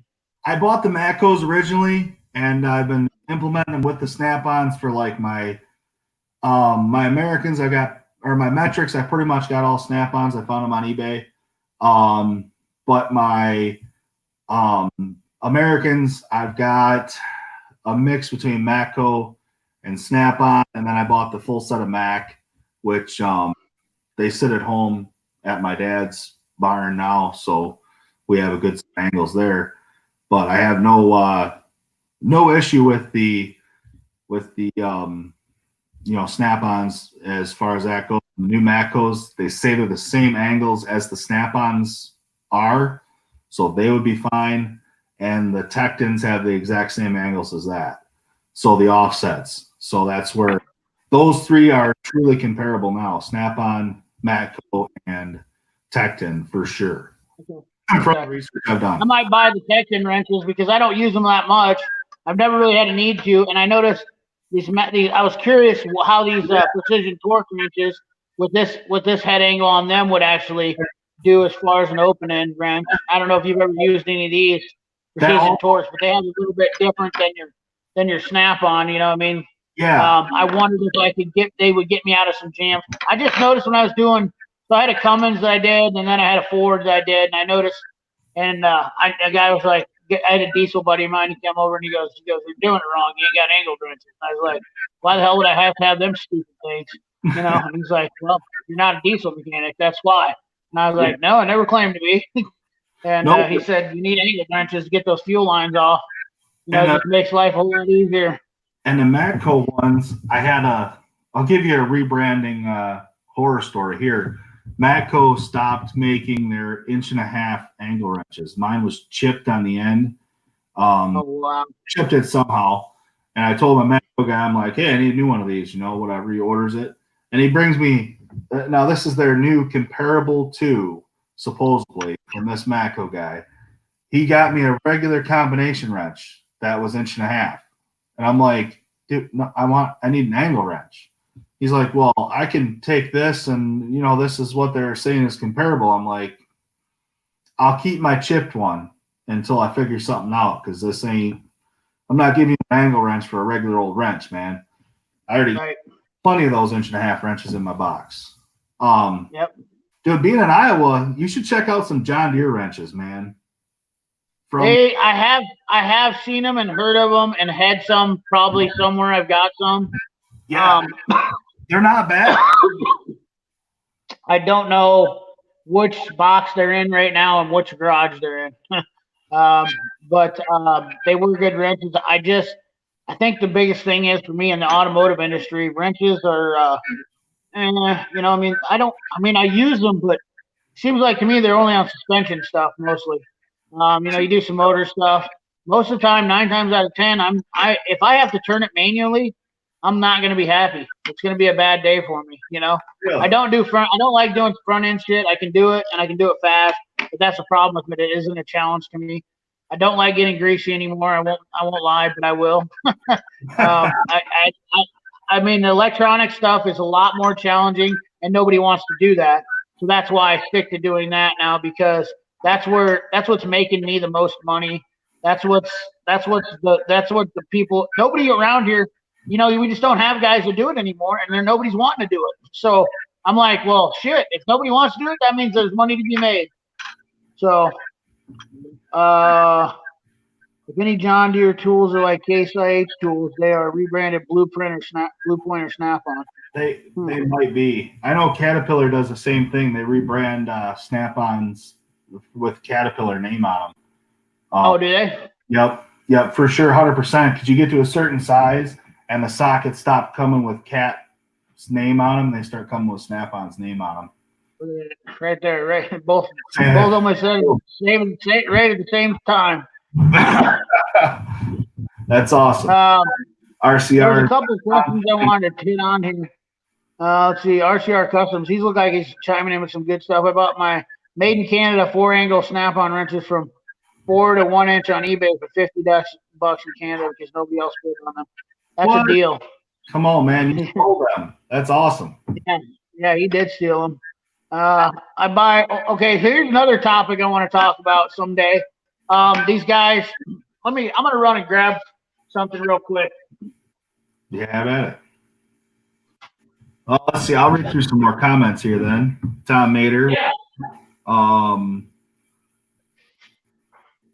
Jake, yeah, same as Cat Wrenches, right? RCR Customs, they are the same.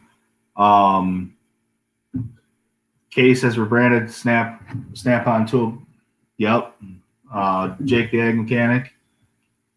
Man, you are all over the place, Jake. It's good to see you. Yeah, and Tom Mater, he's been popping up on my stuff too. I like Tom Mater's an awesome guy too. I don't know any of these guys personally, but they're always on my YouTube page, and I appreciate them guys always giving out information and whatnot. I've been doing this probably. Let me grab this. When did you start putting videos up, CP? Like 4 or 5 months ago. 4 or 5 months ago. I've been watching YouTube for 3 years and never said a word to anybody. Never talked to anybody. And then I just came out of the woodwork. Me too. I was actually, the reason I started my channel was because, I kept looking up stuff and, just random stuff, trying to see if there's anything out there on the industry. And there's a lot of guys on the heavy side doing anything for that. You had there was the Adept Ape there. He's got a pretty sweet channel out there, but for the heavy stuff. But he's a truck mechanic too. Bearded CB. He works on truck. Yeah. There's a lot of truck guys representing the diesel market, but there's guys. Bearded CB lives here, lives right within like 5 miles of me. Does he Bearded really? CB does. Yeah, he came over to my shop. We talked. I never even knew him. I never knew it. Actually, I've been watching his channel for probably 2 years. Never knew he was here in Iowa. And then somebody told me, they're like, you got to be close to Bearded. I don't remember if it's Tarek or Hard Knocks might have asked me that. And I said, really? He's in Iowa? And lo and behold, we almost are practically neighbors. In fact, he lives in Johnston, and so do I. Golly, that's phenomenal. That dude seems cooler than. Oh yeah, he's super laid back, super nice guy. Can't beat it. Yeah, he seems cool as heck, man. I'm like, and that's the crazy part about this YouTube thing, man. I felt the community, like, it is so neat to be able to communicate with people like you. And I had a guy on Instagram, guys on Instagram from the UK. There's a guy that I did a giveaway for my flush cuts. They ended up having to go to Austria. Oh, wow. I had no clue. Somebody in Austria. I'm like, whatever. How Okay. much did that shipping cost? Actually, it wasn't. It took a few weeks to get there. I'll tell you that. But it was. I think it was Oh, man. $5 or $30. It wasn't bad. It was a set of flush cut pliers. I threw some. I threw them a couple Black Rifle Coffee Company decals I had because I'm a Oh, yeah. as well. You know, I got to have my. Yeah. A lot of these guys like their craft beers, and I like my Black Rifle Coffee. Yeah, that's what. Yeah. Black Rifle Coffee. I met those guys at some matches. Yeah. He's a good dude. Yeah, my buddy did a video with him. They did you know that there's a guy, so Black Rifle, they did a small film, and I can't think of the name of it. The guy from Fast and Furious that was like one of the B characters in there. He was one of the guys that was on the first Fast and Furious, and then the guy from Black Rifle, and then my buddy he's a SWAT guy and a trainer. They all did a video together. Really? I got to meet him when they did that, so it was kind of, I've met some people in my life. I'm like the most. I used to have to work with Jesse James back in the day, doing some stuff. Yeah, pretty much all the funny car guys I've met or done something with, and I guess my career or my life has always just been, I'm just an Iowa guy. I never talked or I just did my thing, and I never really didn't want to get involved in any of that high fruit and get put out into the public eye stuff. Yeah. Because I always seen the shit they went through. You got your weirdos that they stalk you, and then you got your weirdos that say stupid shit, blah blah blah. And it's just you got to put up with that guy. You probably had the comments on your page where you got these guys get on, and they're just negative, and but for the most part, it's pretty good people. For the most part, I look at that 80-20 rule. 80% of the people that you meet are good, and 20% are probably not good. But it seems like more 90-10 when you meet them. You don't know that 10% is really bad until you actually get to know them. But you know what I mean. It's one of those deals. So, But yeah, it sounds like you said you the other day on one of your, I think it was on your live stream, you said something about meeting the forces. Yeah. I used to. So I used to have to do stuff. When John Force built his new shop in Indianapolis, I got to be there when they did their grand opening. Great. He's a great guy. Really energetic. And that's what kind of I always liked him for that. He's had his shares of getting people fired up. I can promise you that. I've seen him out the track, and he's been controversial, but the guy's done what he's loved his whole career. And back when I can't think of his name when the guy died. What the hell is the guy that died in the crash? Such a good driver. When he first got Robert Height and the other guy on, anyways, they died in that crash back then. They kind of changed a lot of things. But, I was fortunate enough to get to meet those people and enjoy some time with them. And I've always had those kinds of people in my life come in and out where, I guess I felt like at 41 years old, I've lived a pretty good life now where I've gotten able to do some of that stuff. And here I am from the middle of America. Yeah. Literally part of the Corn Belt.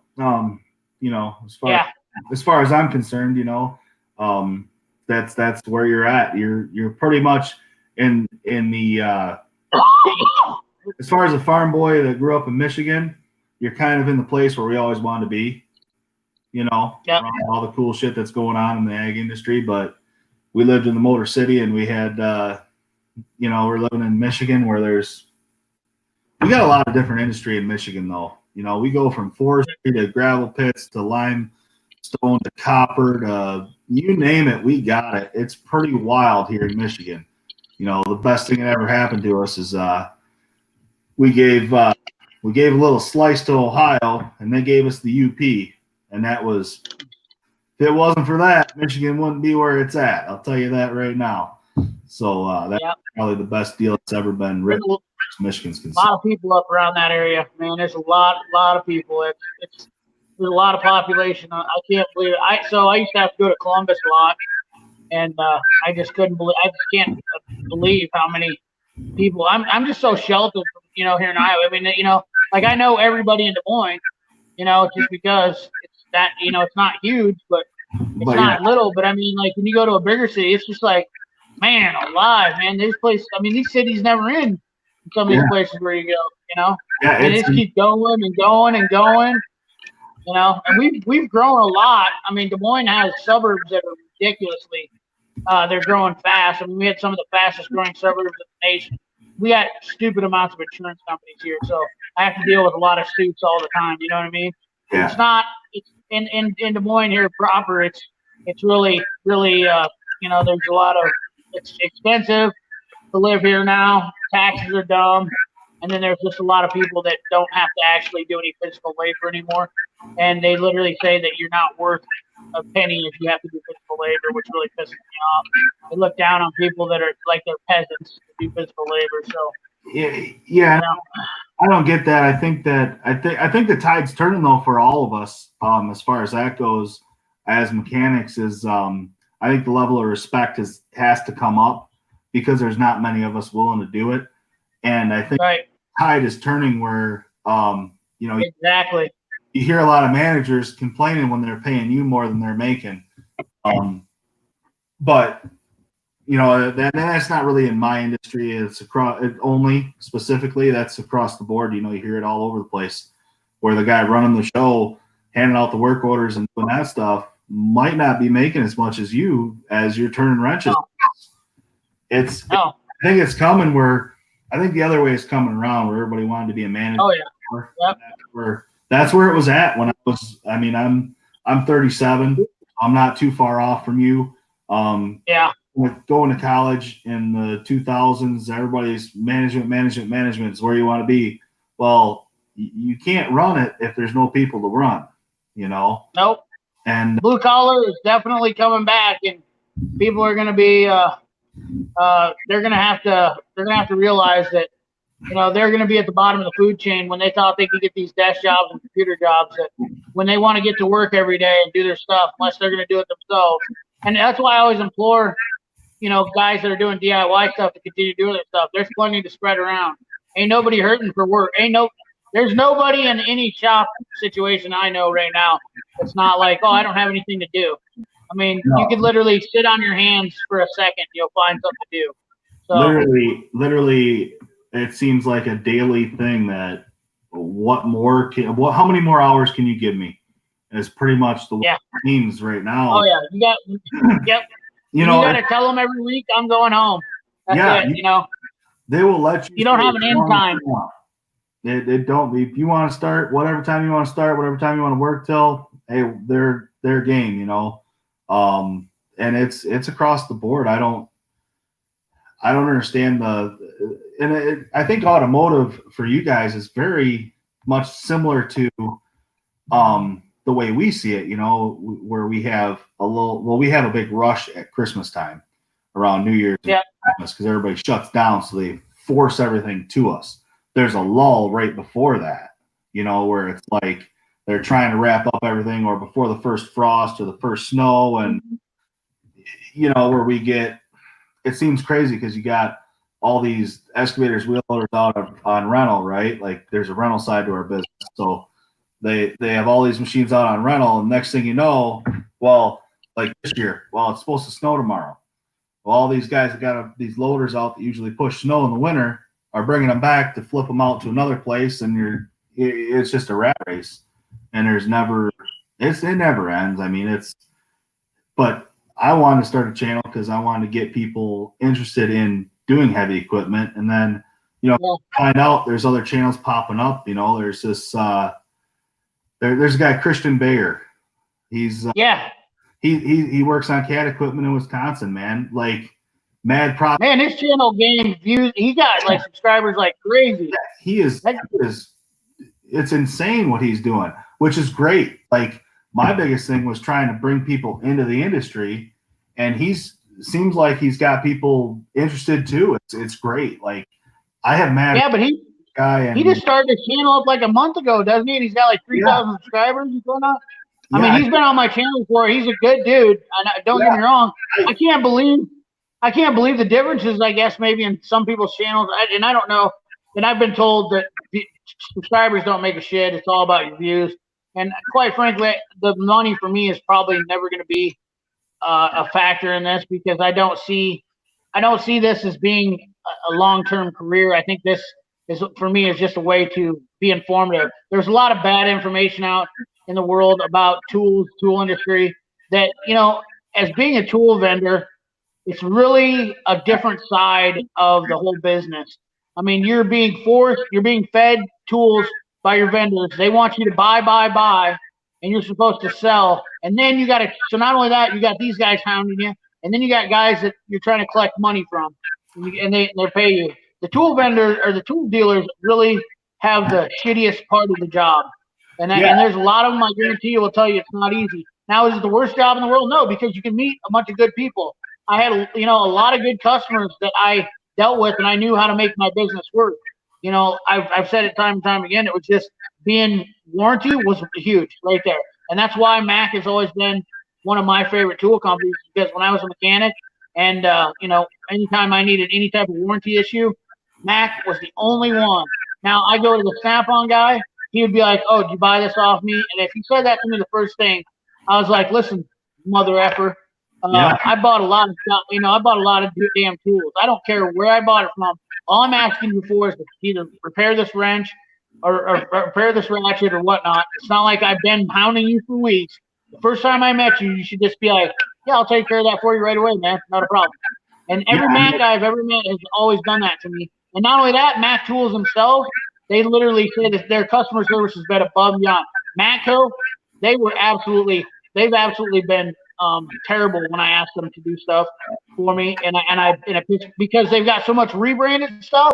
I think that's why they have to cover their ass, and that's what really pisses me off. Okay, so your company's built on rebrands, so that means you got to question your customer more because, like for instance, I have a set of tool age strippers, and the stickers came off the outside of them. They're not stamped; they're stickered that say Matco, and my strippers broke, and I'd used them for 10 years, and they're cheap. $15 deals that I paid probably $35 off the tool truck. I took them to the Matco guy, and he said, "You're gonna have to call Matco corporate to warranty them." This has been a while ago now. I called Matco corporate, told them that my dealer wouldn't warranty them because he said I didn't buy them off him, and they said, "Well, what are they?" And then I come to find out that's why they were questioning it, because they're the exact same color, they're yellow and blue, they're the same exact design, and you can buy them for like 10 or 15 bucks anywhere. And I'm like, well, you know what? That's not my problem. I don't care, I really don't. Yeah. So I'm kind of, I like Matco stuff, and kind of like buying some of their stuff, but the prices are getting too high. And then like Tom Mater is coming up here asking, he wished he had a Cornwell guy. I'm finding that Cornwell is selling they're going right after Matco's tool market right now. I think this is where Cornwell is going to come up in the rankings, and I hope they do, because Cornwell is a family-owned business. If you look at their business, and their whole objective, what they're doing is they have never changed in 101 years. They've stuck around longer than anybody now in the tool truck game, and they bought Kennedy Manufacturing. They're making better toolboxes than they ever have, and now they're being smart. Now they are selling a lot of cheap-ass tools. Don't get me wrong. They're selling that Blue Power stuff is all. I mean, some of it's like ATD stuff, and it's kind of at a premium price, but. For instance, I bought a GB40. It's coming next week. Norco, those little jump packs, they're $100 from anybody. They're $100 for anybody. Matco wants $159 for them, and Cornwell's selling them for $125. I'm willing to pay the $25 premium price for the Cornwell guy, because the fact is that that's not that big a deal. $25 to me, that's a fair deal. Okay, I'm going to get the service of him bringing it to me, him taking care of the warranty for me for $25. Sold. Matco wants $60 for that, and that's outlandish. If it would have been $35, it would have been a better deal. And somebody else said in the comments, I don't remember who it was, that they go straight to their Matco guy, tell them, hey, I can buy this on Amazon for $350 and you're wanting $500. Well, there you go. They rebrand a lot of Astro shit, which Astro makes great tools, but they absolutely charge double the price of what Astro is. They're getting out of line. And I don't want to harp on Matco being a bad company, because I know there's a lot of guys that like them. I know Tom Mater, what he said, he just bought some Matco boxes or something like that. He's a great guy, but there's nothing wrong with having a Matco toolbox. I just have a feeling that Matco's about to have a coming to Jesus moment in their life where they're going to realize that they can't keep railroading their customers like they're doing. I mean, they're just beating the shit out of them, you know? Yeah, I think you're right. And I had I'm trying to think of the brand of that trailer. It's a trailer box. Oh man, you can buy them on Amazon. They're a couple $100 on Amazon. They're trailer wire. That Ranger Mutt. The Ranger Mutt. That's what it was. Bingo. Yep. Ranger Mutt. Yep. I got that. My Matco guy was going out of business, and I was looking at him. He was double what Amazon wanted. I'm like, right. You're insane. That's right? Usually what they own. Well, it was his last couple of days, right? And that thing was sitting on his truck. And I don't work on a lot of semi-trailers or trailers in general. But I'm like, right. It's one of them things that would be nice to have. We do sell trailers. So at a PDI, you got to check all the lights. I'm out there with my power probe, right? Checking lights and how everything goes, right? So whatever. Anyway, I'm like, that would be just slick to have. I got that for $120, something like that from him and from the Matco guy. And he was yep. $300-400 when I started looking at it, a year and a half before that. So right. It's outlandish. It's just some of it's just so absurd. If you can look and find that tool, it's almost like, to me, I feel kind of embarrassed for them when I see some of their sales. And Max Spice, I'm going to get to you right here in a second. I don't believe Matco is getting bigger because they've had we've had Matco guys in and out of my area way more than we've had Mac guys, and I know that maybe that might seem that way. I would like to see the numbers on that, but I honestly think that Matco is going to start getting smaller because the internet is selling them out. Not only that, their vendors are selling them out, such as VIM and what's the other one? Capri. They do rebranding of Capris and Technins and VIM and VIM. And then the other thing, who was it? Tino. I think you've told me this before. Astro only has a 1-year warranty, while the tool truck rebrand for them has a lifetime. I actually talked to an outside vendor the other day, and he said that he didn't believe that was true because he told me that if I bought the Astro bolt biters, that they were lifetime warranty. So I don't know what's going on with that. I haven't checked into that for right now. I believe you, Tino, and that is a huge deal because I like the bolt biters 10 times better than I do the bolt biters from Astro are so much better than the gear wrench ones. I have a friend that had the gear wrench bolt biters, and they were okay. So they're on Astro's website. All right, Tino, then we're good.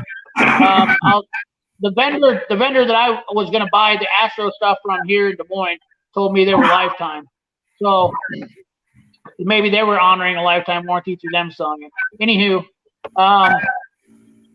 what was I saying here? The Matco. I don't remember. I lost my what I was saying. Lost my train of thought. Nonetheless,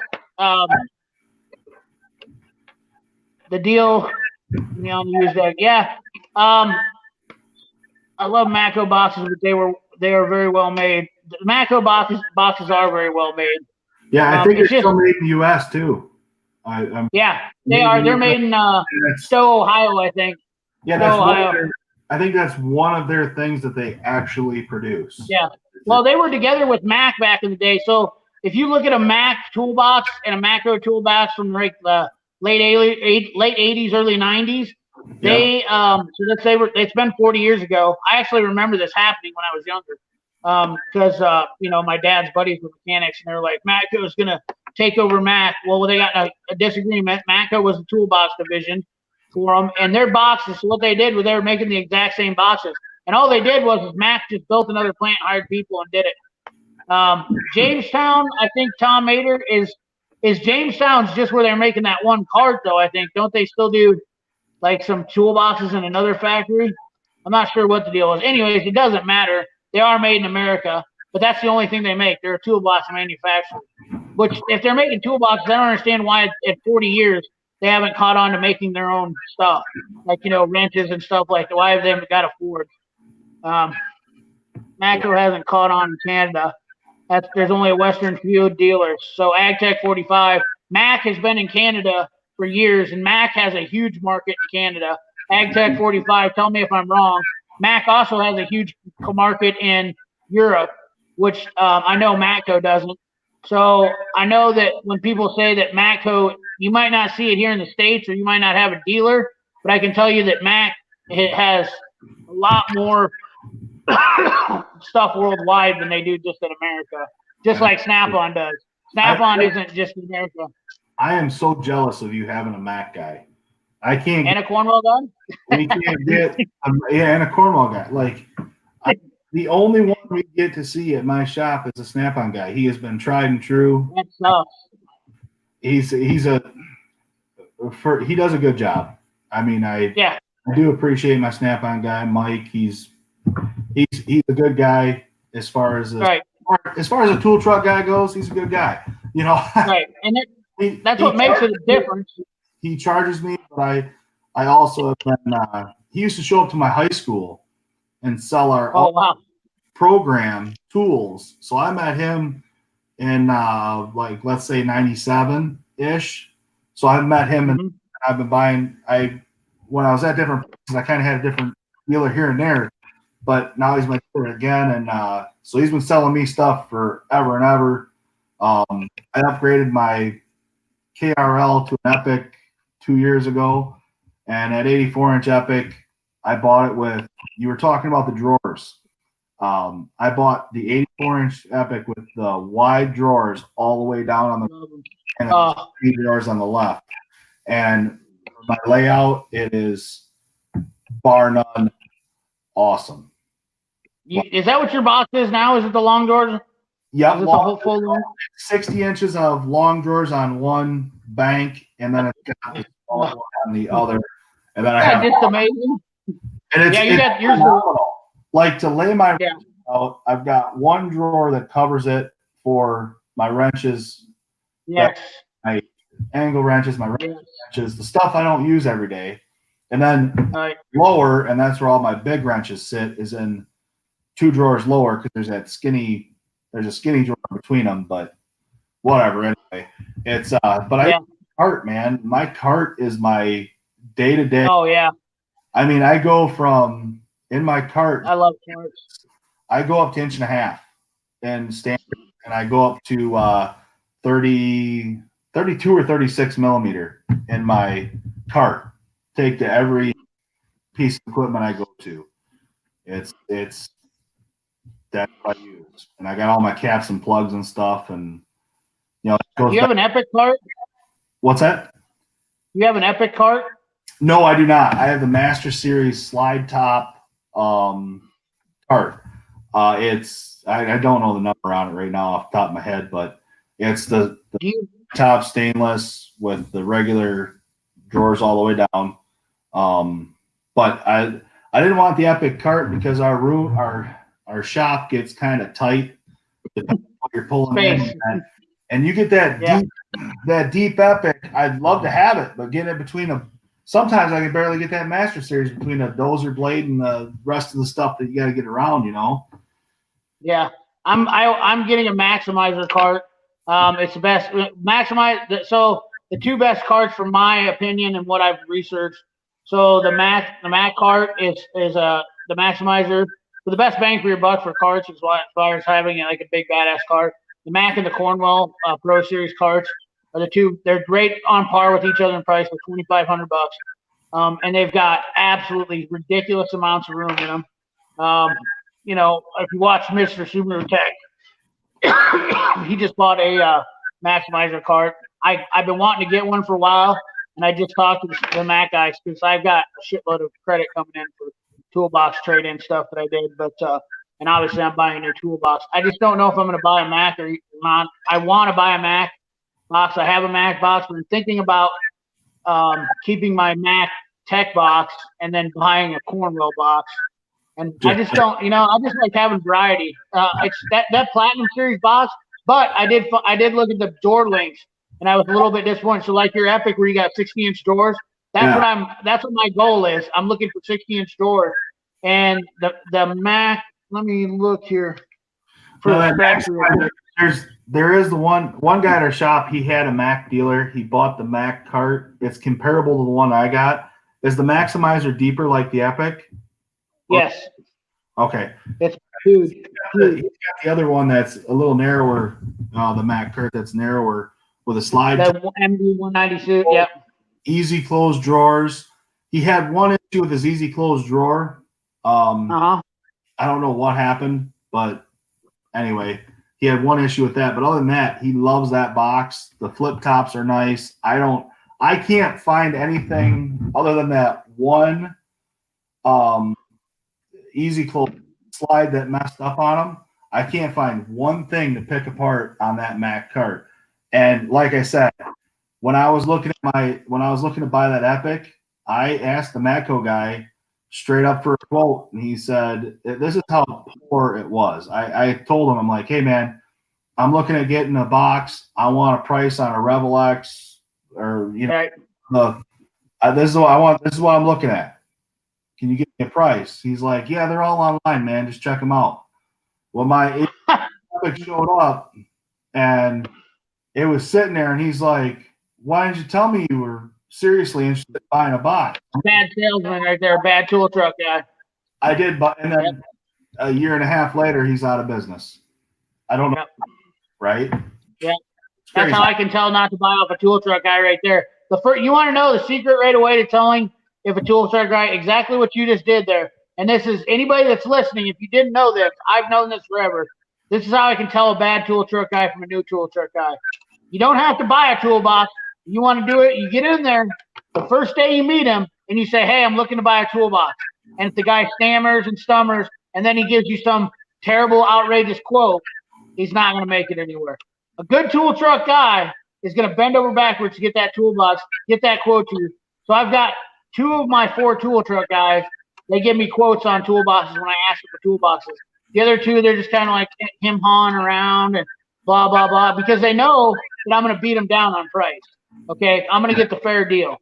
Okay, that's all there is to it. I don't hassle them about the tools when I buy them, but you best believe when I'm buying a toolbox, I'm going to get, we're going to get it down to brass tacks. And those 2 guys don't want to deal with me because they know I'm going to haggle them to hell on it. And not only that, both of them know that I gave like way less. I won't tell them how much I bought the toolbox for when I'm trading in. And I'm like, it's none of your business. There's a Blue Book value in your computer, which they have. Every company has a Blue Book value that they put on their computer system. Yep. And they just have the little drop down.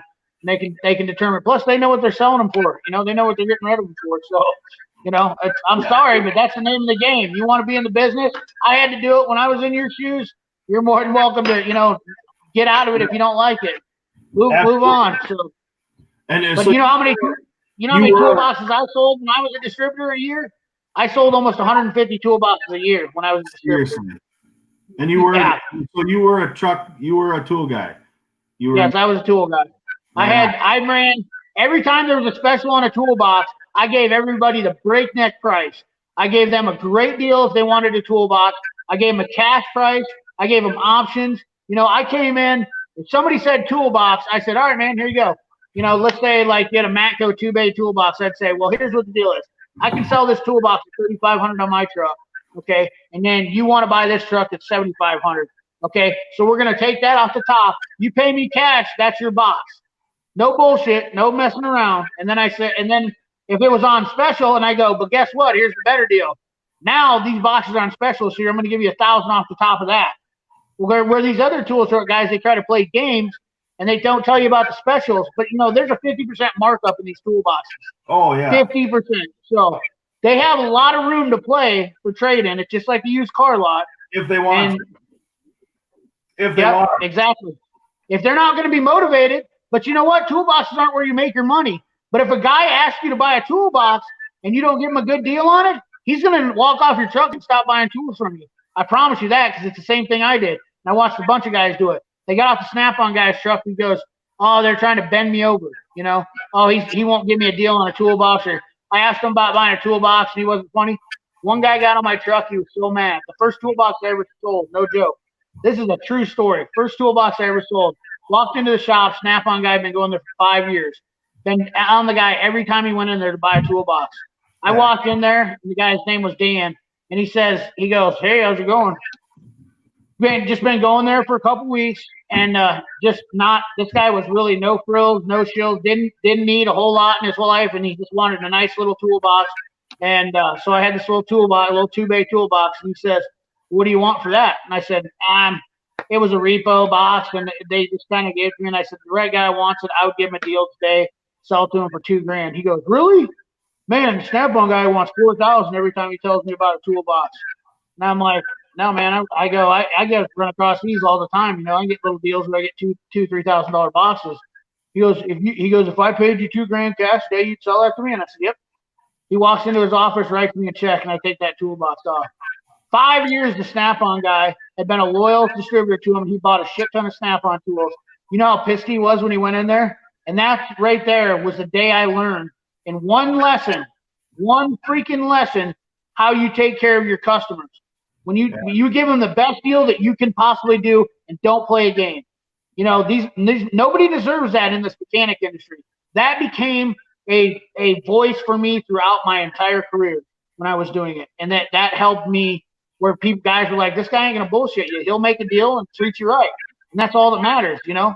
Yeah. Nobody needs to play games. Nobody wants to mess around. You know, you don't want to kick tires. You know, it's hard enough decision to know that you're going to spend $6-7 grand on a toolbox, right? All you want to do is make the best deal possible and feel good about it. And that's all that matters. So make it happen.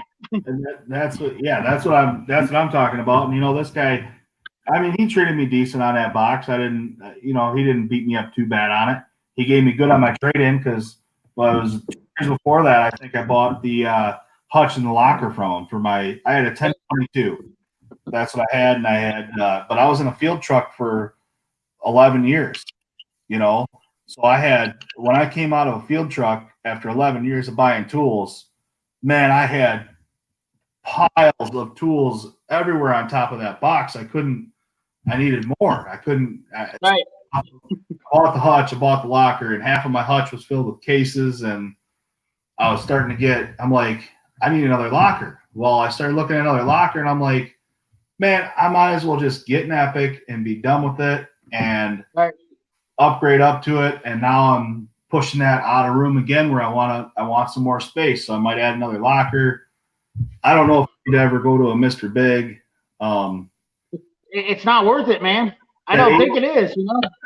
If you think about it, you can put 2 boxes back to back with each other and not take up the space, especially in like a diesel mechanic shop where you guys don't typically put your boxes against walls, right?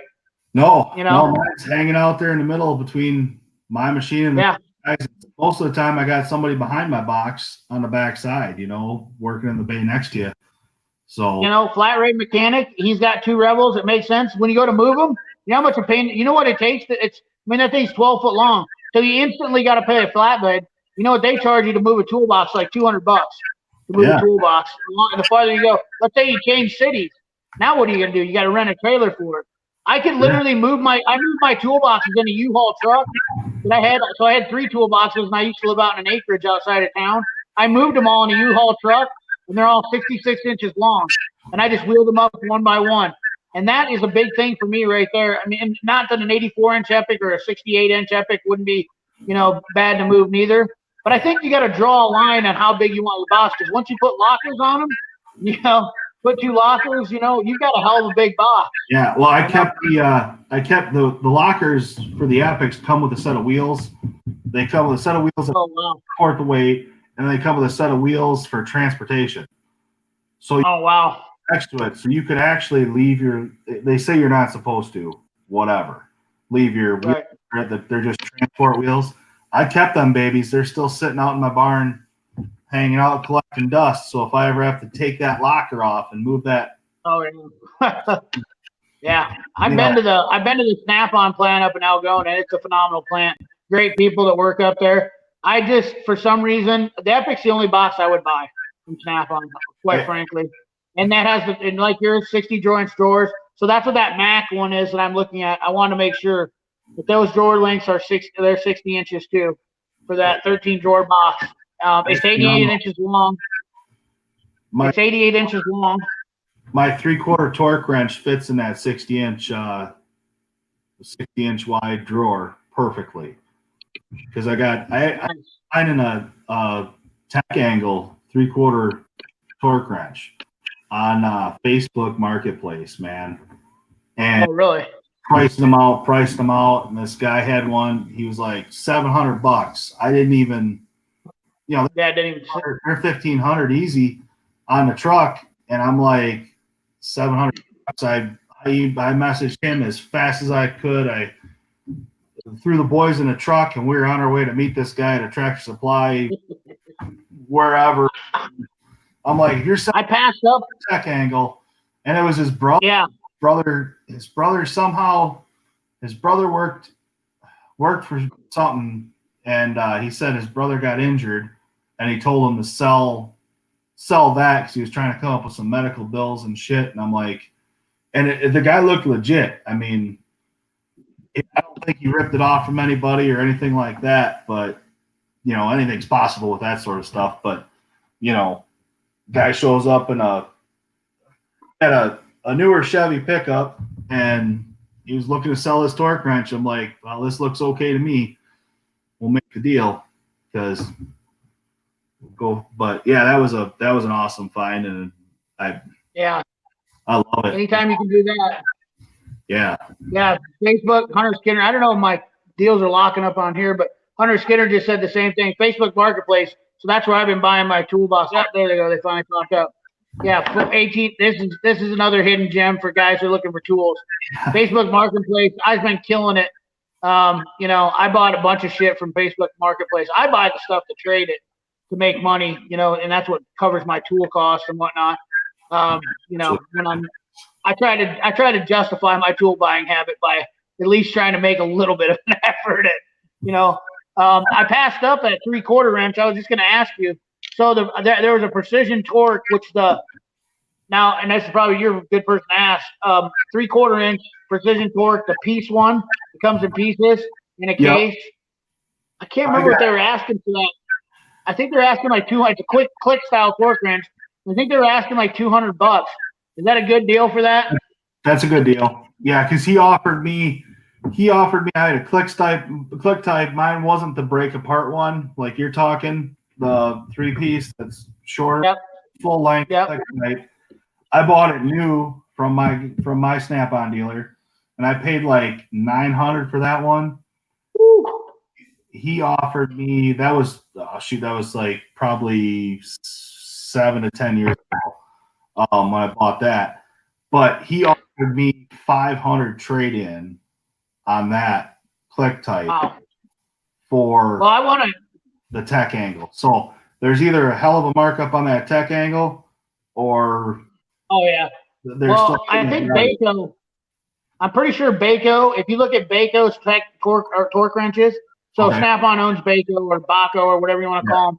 Pretty sure that's who builds Snap-on's torque wrenches for. So, which is still Snap-on. I mean, I don't give a shit. I don't play the semantics like a lot of people do.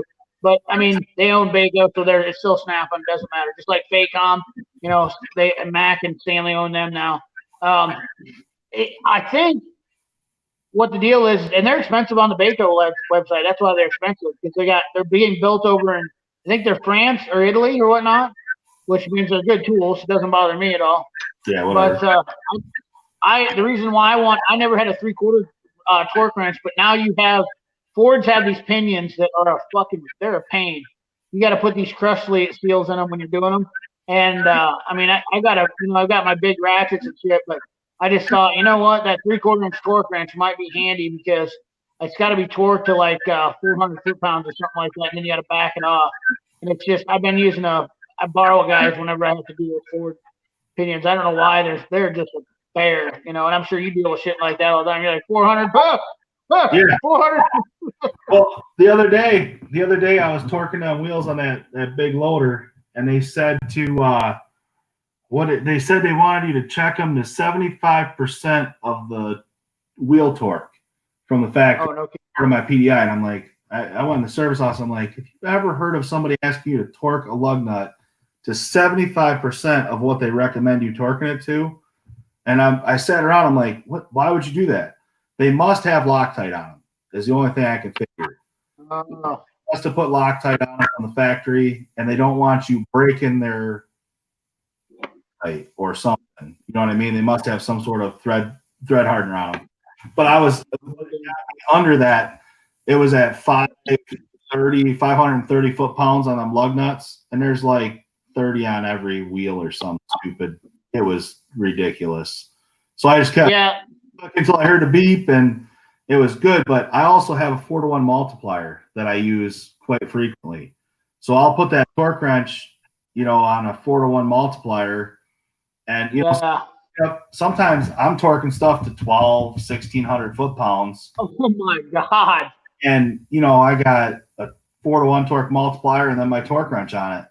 And we're going to town, so but it is what it is. I mean, that's why I bought this digital, because I was working on this older Perkins, and they do the torque to yield, and I bought the 300 foot-pound snap-on torque wrench. I'm doing a head on a 4-cylinder Perkins, and I got to I forget the angle, but it doesn't matter. But anyway, I hit 300 foot-pounds, and that torque wrench kicked me out. It wouldn't record the angle after it hit the torque.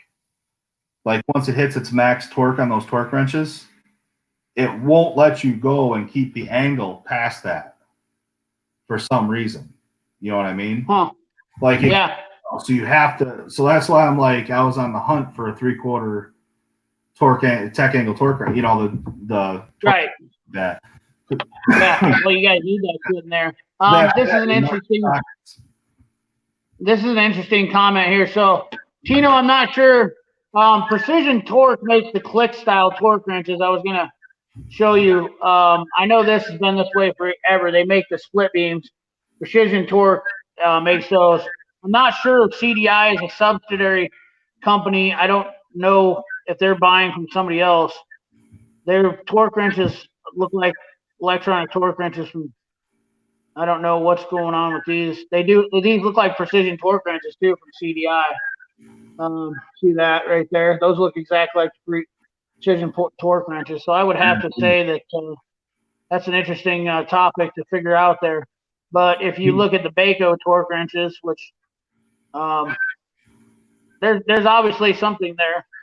This might go back to how many times can you rebrand something? Right. That's what I'm saying. This is where you sometimes have to do a little bit of research. The Baco torque wrench is almost the spitting image of a snap-on. This is straight off the Baco website. What's that look like to you guys? Anybody? That's a snap-on. That's a snap-on torque wrench. So yeah, Precision Instruments was the one that was always building their click torque wrenches. I don't know.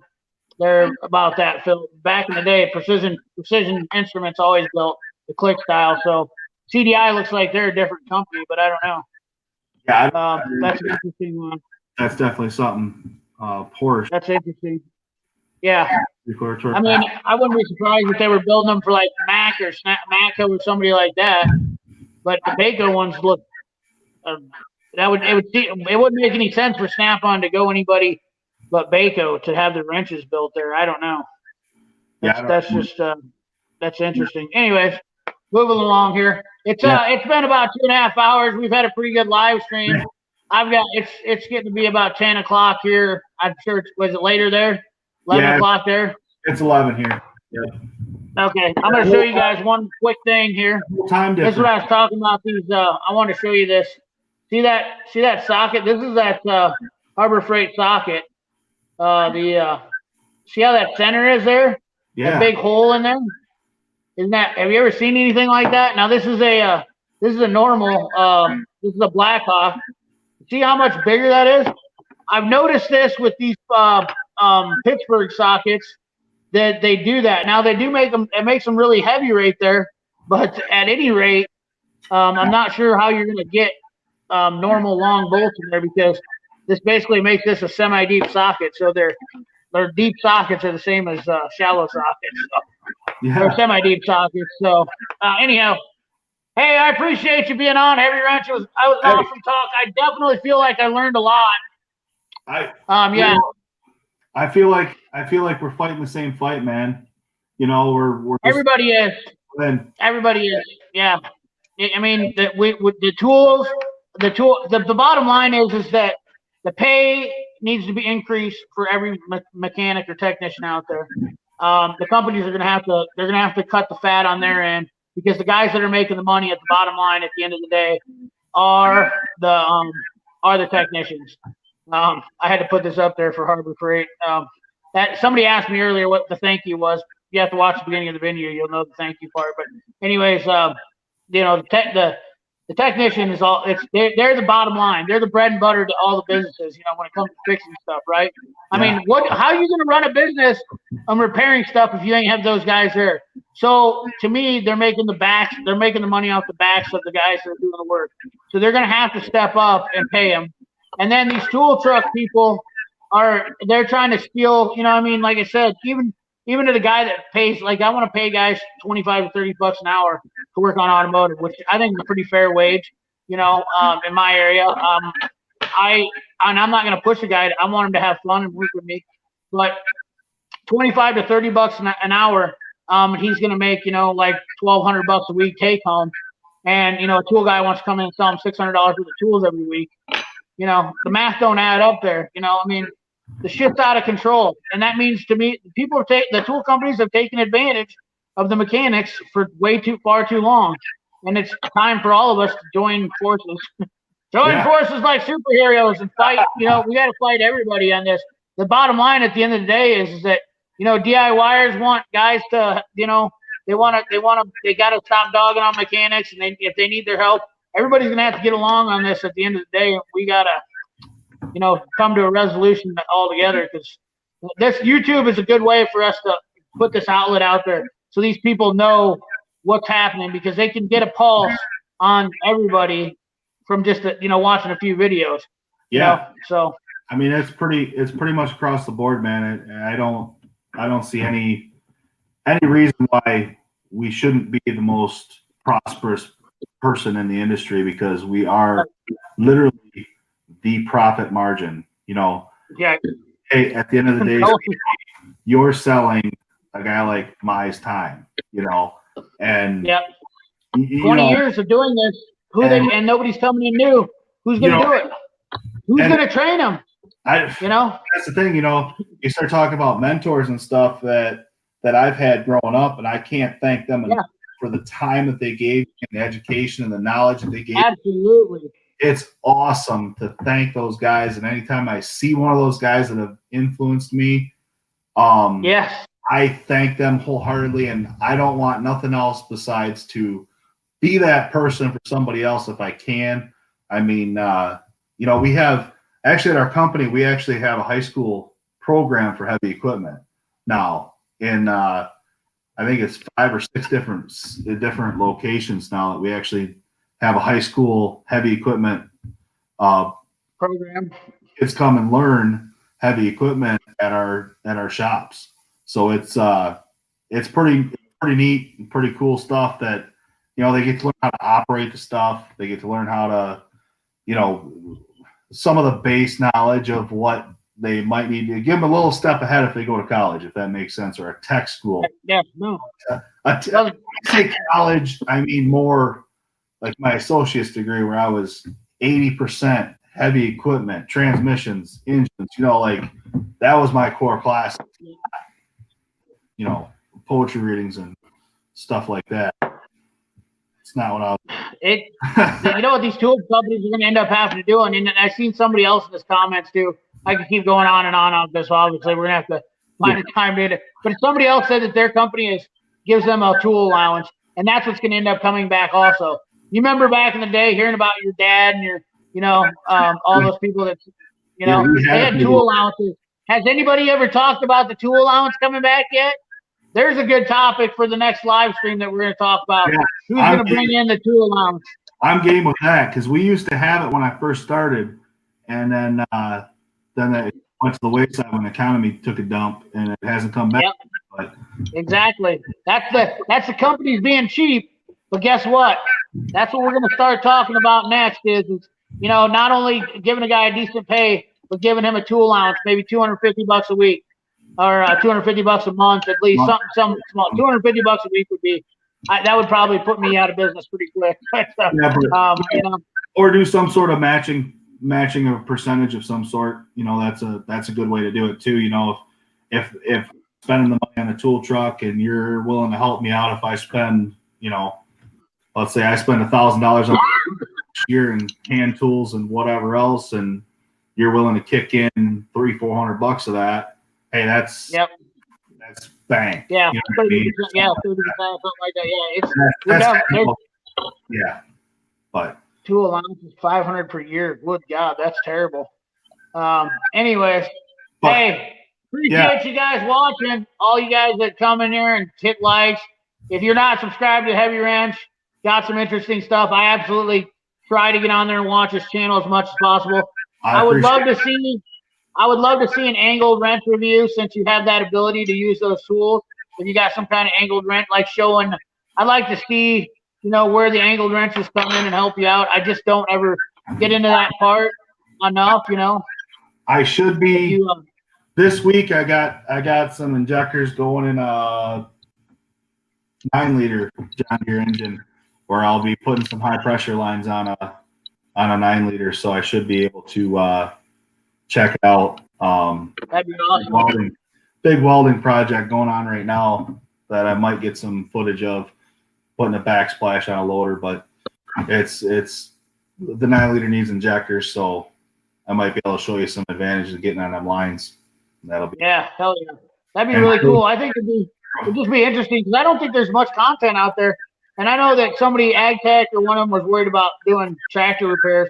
I'll tell you what, man, I could almost sit and watch any repair video where somebody's working on something, and I find it interesting. I love it. At break time the other day, I was watching Warren. What the heck's his Western Ag Repair or Western something like that? I don't know. The guy's name's Warren. He's got long videos on fixing heavy equipment out there. He's super intelligent, super great guy. I watch him on break time sometimes, just random stuff. Boss come out and be like, "What are you watching?" I'm like, he was tearing apart a Kubota tractor last time I seen him. He's like, "Why are you watching this?" I'm like, "Why not?" I'm watching it at break time, sitting here eating, something or whatever. It's ridiculous, So anyway, man. Right on. I appreciate it, man. Whoever did say that about starting a channel, you will have I will be a subscriber. Hey, Michael Jones. on the ag repair, I will be a subscriber the minute I see it. I promise you that. Yeah, I'll subscribe to anybody that's on my channel that starts a channel. I subscribe to everybody, try to reply to everybody's. I believe in, putting your time and effort into making everybody's channel, do good, because there's a lot of guys that were out there like me that sat here and watched videos for 3 years, never said a word to anybody until they finally got the gumption up to do this, and if you guys have been watching these videos and communicating with these people, you have a lot of knowledge to give, I don't know everything, I love the learning. You never stop. The day you get old is when the day you stop learning, right? So I'm all about doing that, So that's the day you become irrelevant in this business. It's the day you stop learning. Yeah. And it's getting worse now. The sad part about it is, whether you like it or not, you're gonna have to learn. But I've learned to accept it. I don't want to be that old guy that when I was working on cars, when fuel injection came out, he's like, "Oh, this bullshit here is just all fuel." Back in the day, we used fuel and spark to run an engine. Well, your cars only ran 25,000, and then you had to replace everything in them. So now you're getting 200,000 miles out of a car. You're getting tractors that are making 800, 900 horse that are doing work. It's absolutely insane technology. I'm talking to a guy in Michigan on a tablet. Before I could barely make a phone call. Without a rotary phone. You did, I did. So, but anyway. We're going to keep talking all night long. It's never going to end, but I got to get going. I got my partners to call me, and I got to get a hold of him. And Michael Jones, I've never seen you on my channel before, but I've seen you on other channels. Appreciate you stopping by. I appreciate everybody. appreciate Heavy Wrench, and hopefully we can have some more live streams. I know they get long with me, and I like having anybody on and everybody on. I'm not gonna turn anybody down. Anybody wants to jump on, I will get you on if you're down with doing a live stream. So yeah, someday appreciate you guys. every day on a live stream now that you've officially popped the cherry on my live stream. Well, no, I told you. What I do. We were messaging each other, and I said we got to do a practice live stream. So I just winged it and said, whatever, let's just do it. Screw it. That's the kind of guy I am, Just get her done, whatever. I'm like, shoot, I was watching on my phone. I'm like, shoot, I should probably turn the computer on now. That's why I was. Yeah, if you got a camera. I'm like, I didn't even think about it. So, all right, man. All good. Thanks a lot. Appreciate it. Ring that bell, guys. Have a good one. We'll still be in here for a minute. Okay. Yeah.